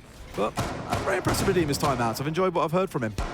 Yeah, I'd agree with you. I think it's, like you say, you've got to let the team play their game, but as a coach, it's about, what can you input, what information can you transfer, and like you say, Redeemer, in that concise amount of time, I think is doing a good job of that. So let's get into this second half. I feel like there's a possibility here that we see w7m, as all champions must, display that they've got that extra gear, that when it really counts, they can just take it up a notch. Yep, you've been kind of close to us, OXG. We'll give you that, but we've got another level to go to, and that's what w7m need to find now. But I also think on the other side, like, looking at OXG, again, they battle through the LCQ where you're always just a map away from death, from being eliminated and not being able to make it to the biggest tournament of the year.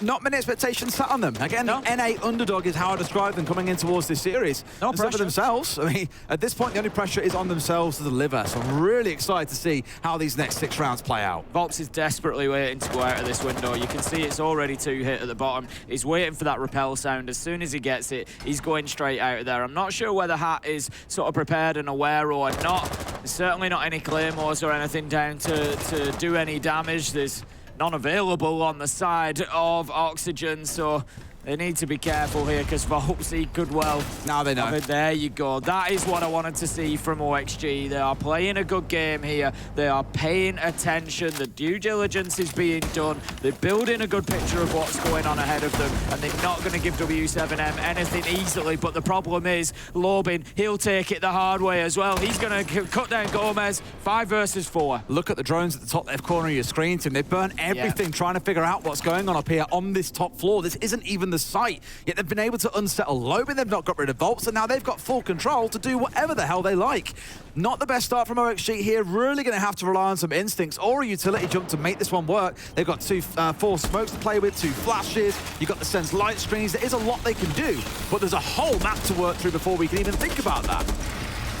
Almost able to find a kill, but no, Dordes cuts down Hat, and again w7m are just able to improve on their situation. Dordes with the trade onto Yoga, who had picked up dots. 4 versus 2, and w7m are in a great spot now. They can just hold their angles. I was going to say hold their angles, but Dordes says, no, I'm going to go looking for more. He manages to find Diaz, and it's all up to Newers. Misses his opportunity on Volts as he strafes across the door. Final kill picked up, and as I suggested it might, w7m get that first defensive round and get the 5-2 scoreline. OXG now really on the ropes. That looked a little bit too easy, let's be honest as well, right? Just taking away all the drones early on meant that OXG there were really going in on a bit of a hope and a prayer, swinging in, hoping to find players where they thought they might be. And again, that's where it's like intuition is really going to build into this now. So on the ropes, for sure. But these boys have been here before, Tim. A reminder, I know they beat Wildcard in that grand final to make it. They lost to them in the upper bracket semi-final the day before. They were down in the lower bracket. They know what it's like to lose and really be within a map or a few rounds of not being able to make it on through and seeing your dreams dashed.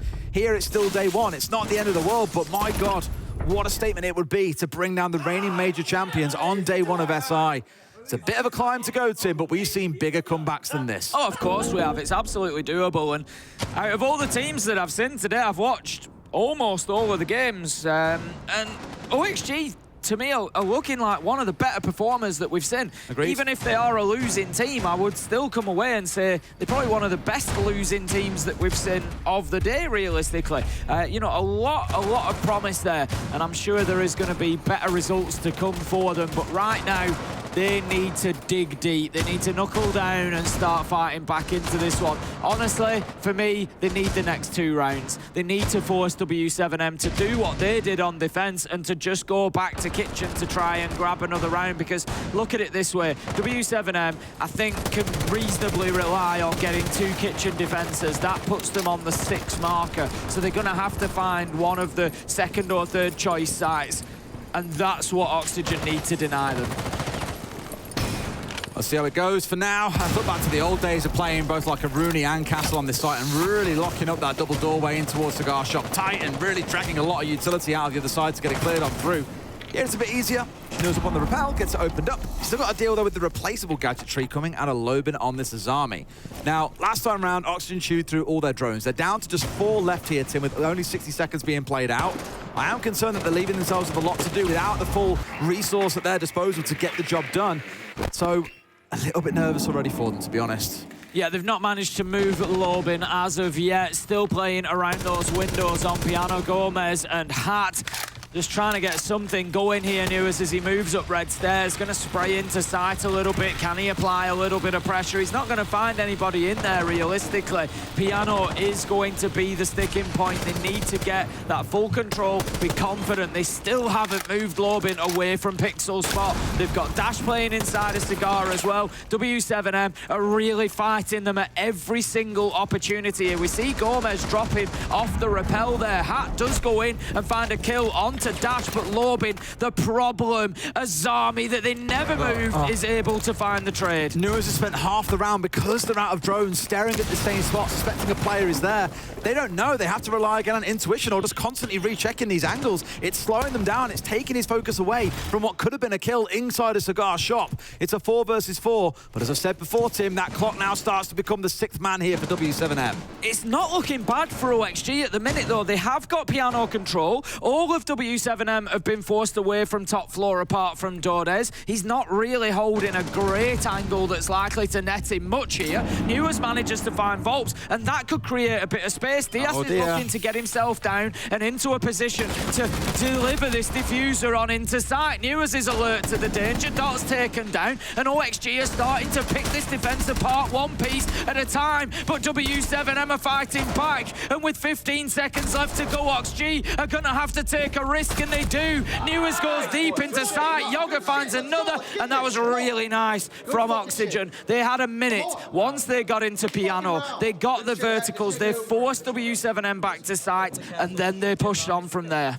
The key thing about that attack from me, like, look how stacked and focused they were around red, because they identified, we're out of drones. We need to play as a team here. If you go off playing one man over here, one man over there, a couple of you can play down towards the south together, for example, you just open yourself up to getting caught out by a player like Dordes, who was up on that new hatch, ready to do a hell of a lot of damage to anyone who rounded off towards Paintings, and it would have been round over. You'd have lost players just one at a time, and that is a very unfortunate way to die, fair play. But again, I think just playing so tight as a team here and not really inviting much risk. Like, look, 3 players are all basically on top of each other here because they don't want to invite too much risk. And when risk does get introduced, like it was shown by Lobin here, there's players ready to secure the trade. Really good and smart play from them, identifying what the current limitations they had to their strat and being able to capitalize off the back of it. 5-3 now to w7m, and Oxygen showing it that maybe actually they have got that composure, that discipline to be able to still get this over the line. Well, if you remember, I said that the 2 rounds were very, very important for OXG. That was the first, this is the next. If they can get themselves back to 5-4, force w7m back down into the kitchen, they might just start feeling like there's a chance that they can do this, maybe take it to overtime, see how it shakes down. It's going to be reading this time. Oxygen last time, what I liked about it was the show that they didn't need much time. Lobin did a great job on the Azami and Piano of burning away 2 minutes, but even with just a minute left on the clock, OXG was super focused on what they needed to do, where they needed to clear, and they got it done. Diaz was then immediately moving with the diffuser towards site. They didn't need it in the end. Newers was able to get most of the kills, but still, everything was ready and prepped. It was like a clockwork attack in that final minute, and it was really, really nice. So they need more of that kind of organisation and focus. All right, we're in for a double shield setup here, Tim. We've seen a lot of shields so far today. As I mentioned coming into it, we've seen a bit of a mixed meta is the opinion coming out of a lot of teams. You can afford to play shields, you can play no shields if you want. Pretty fair to say, they're still pretty damn powerful. We've seen a lot of them today. Blackbeard especially, I imagine come the end of it, will be the most played operator that we've seen on the attacking side of things. Really for OXG, it's about now making use of those. Yogg is, for me at least, going to be the key driver. Of course, a bit quicker than the Blackbeard. Looks to get aggressive and up nice and close. And sure enough, both shields are dropping in here, Tim. They're looking to do what they can, but they've missed out Dash, who was sat under the skylight and has caused so much damage. A 3K for himself. And like that, OXG's attack is over. We just saw Newers on the player cam there, and I think his expression really said it all, kind of just rubbing his forehead, knowing that that one had fallen apart, that they've made a mistake there, that they've just allowed w7m to slip through the net to Dash there, just in such a lethal position, and he does a great job. He's still holding on to that now. He's going to play the rest of his life there, because why not? Dordes manages to find Hat. Dash gets himself another one. It's flawless for w7m, and that's a real danger. They now find themselves on series point, and they're going back to kitchen, where they absolutely dominated on the first of their defenses. For me, again, that big trend that's coming in is just the control of information. w7m are picking off drones for fun. It's like Clay Pitching shooting for them on easy mode. And even in that round there, when it came down to the last few, like here, you can see top left of your screen, 4 drones on field, 3 are in back pocket. They didn't know that Dash was here. They hadn't seen him on a drone, and that's why they paid the price and the drop came on through. And I hate talking about drones all the time, because people are just like, oh, well, drone count doesn't mean everything. It's not just all about that. And I completely agree. There's far more to a round than how many drones you've still got left alive. The frustrating point more than anything is, in that round, it has literally cost them the round because they did not know where Dash was. It's small things that keep on hurting them across the rounds. And for me, at this point, it just feels like w7m have cooked up enough that they can get this one done over here, 7-3. Siege is a game of essentially marginal gains. You gain a little bit from having the drone intel. You gain a little bit from having the manpower. You gain a little bit from having the utility that you need. And all of those things need to add up to come together to give you enough to get rounds over the line. And like you say, in that case, it just wasn't enough for OXG. Once again, they've lost a lot of drones. 4 have gone in the prep phase, leaving only 6 on side. They do have the Flores, the Reteros can be used to gain a little bit of intel. Not too much, because obviously they're running on a clock all the time until they are going to detonate. So that's, you know, maybe something they can work with if they need to, but it's going to be more focused on getting to that utility. Interestingly, Yoga has brought along the Sense, an operator that we've seen a lot more of here at Invitational, especially with those changes that have come in. That means you can choose to put the light screens up and down. I like it. It could be, you know, the little throw of the dice that they need to grab this line. A good start there with Gomez picking up the opening kill as well. This now gives OXG an opportunity to get in there, get control of the top 2 floors, and start getting that verticality working for them. Thing is, Tim, we've seen both teams be in a 4 versus 5 and come back to win the round. I don't imagine w7m are too rattled about the fact that Dodez has gone down. Despite being a very slow operator, Goyo is normally one of those go-to operators because you can drop down all your utility, your Vulcans, and anything in the back pocket, and then you are just a roaming gun at that point. Someone else can shoot the canisters for you. So Dodez, like I say, I don't think he'll be too beat up about the current spot that they're in. They can still do this. Dots is in a key position at the minute. He's the player off in VIP. There we go, thank you very much. That's where we saw Gomez have a big impact for OXG. You will notice Dots doesn't have a shield. They haven't brought one along for him. So it is going to make him more vulnerable potentially. Should be pretty easy for OXG to get him out of that position and deal with him. That kind of leaves 3 other defenders that they need to worry about. The verticals are all in position, which has forced w7m basically completely off site. There is nobody in the site at the minute because there is nowhere really safe to play. We see there's auto canisters just doing the work on delaying that hatch from detonating and being opened up, but still there is a reasonable amount of time here for OXG. Nice sort of idea from Dots. Indeed, there is pressure building up around White. They've got to clear him, though. They've got to clear him. There's that, but it's mainly around the hatch where the focus is going right now. It's one thing I'll give Oxen. They've still got time to play with here. I know we're coming down to that last 60 seconds or so, and you start thinking, God, got to get a bit of a move on. Got to clear him. But at this point, they've lost the player on hatch. This is a stinger, because now they've got to drop in, and look who's waiting. It's Dots who's still sat here. Bolt's covering up his top side as well, so no one can threaten him there. And there's a C4 ready to go. No drop has come on through, so this will find no one. A good bait, if nothing else, coming out from OXG. They've got to clear him, because if they don't, he's going to continue to hurt them. Dash manages to find Hart. There's the spray, and that's the kill they needed. That could open the round for OXG. It gives them the opportunity to drop the hatch and to start pushing on in towards Yoga is going to take an awful lot of damage. He has to take the goo mine out. He finds one through the smoke, but he will be taken out from the evil eye. 2v1. He's going to have to throw it down here, Newers. There's almost no time left, and that is w7m closing it out. Despite a great attempt by OXG, they just can't get it over the line, but what an attempt.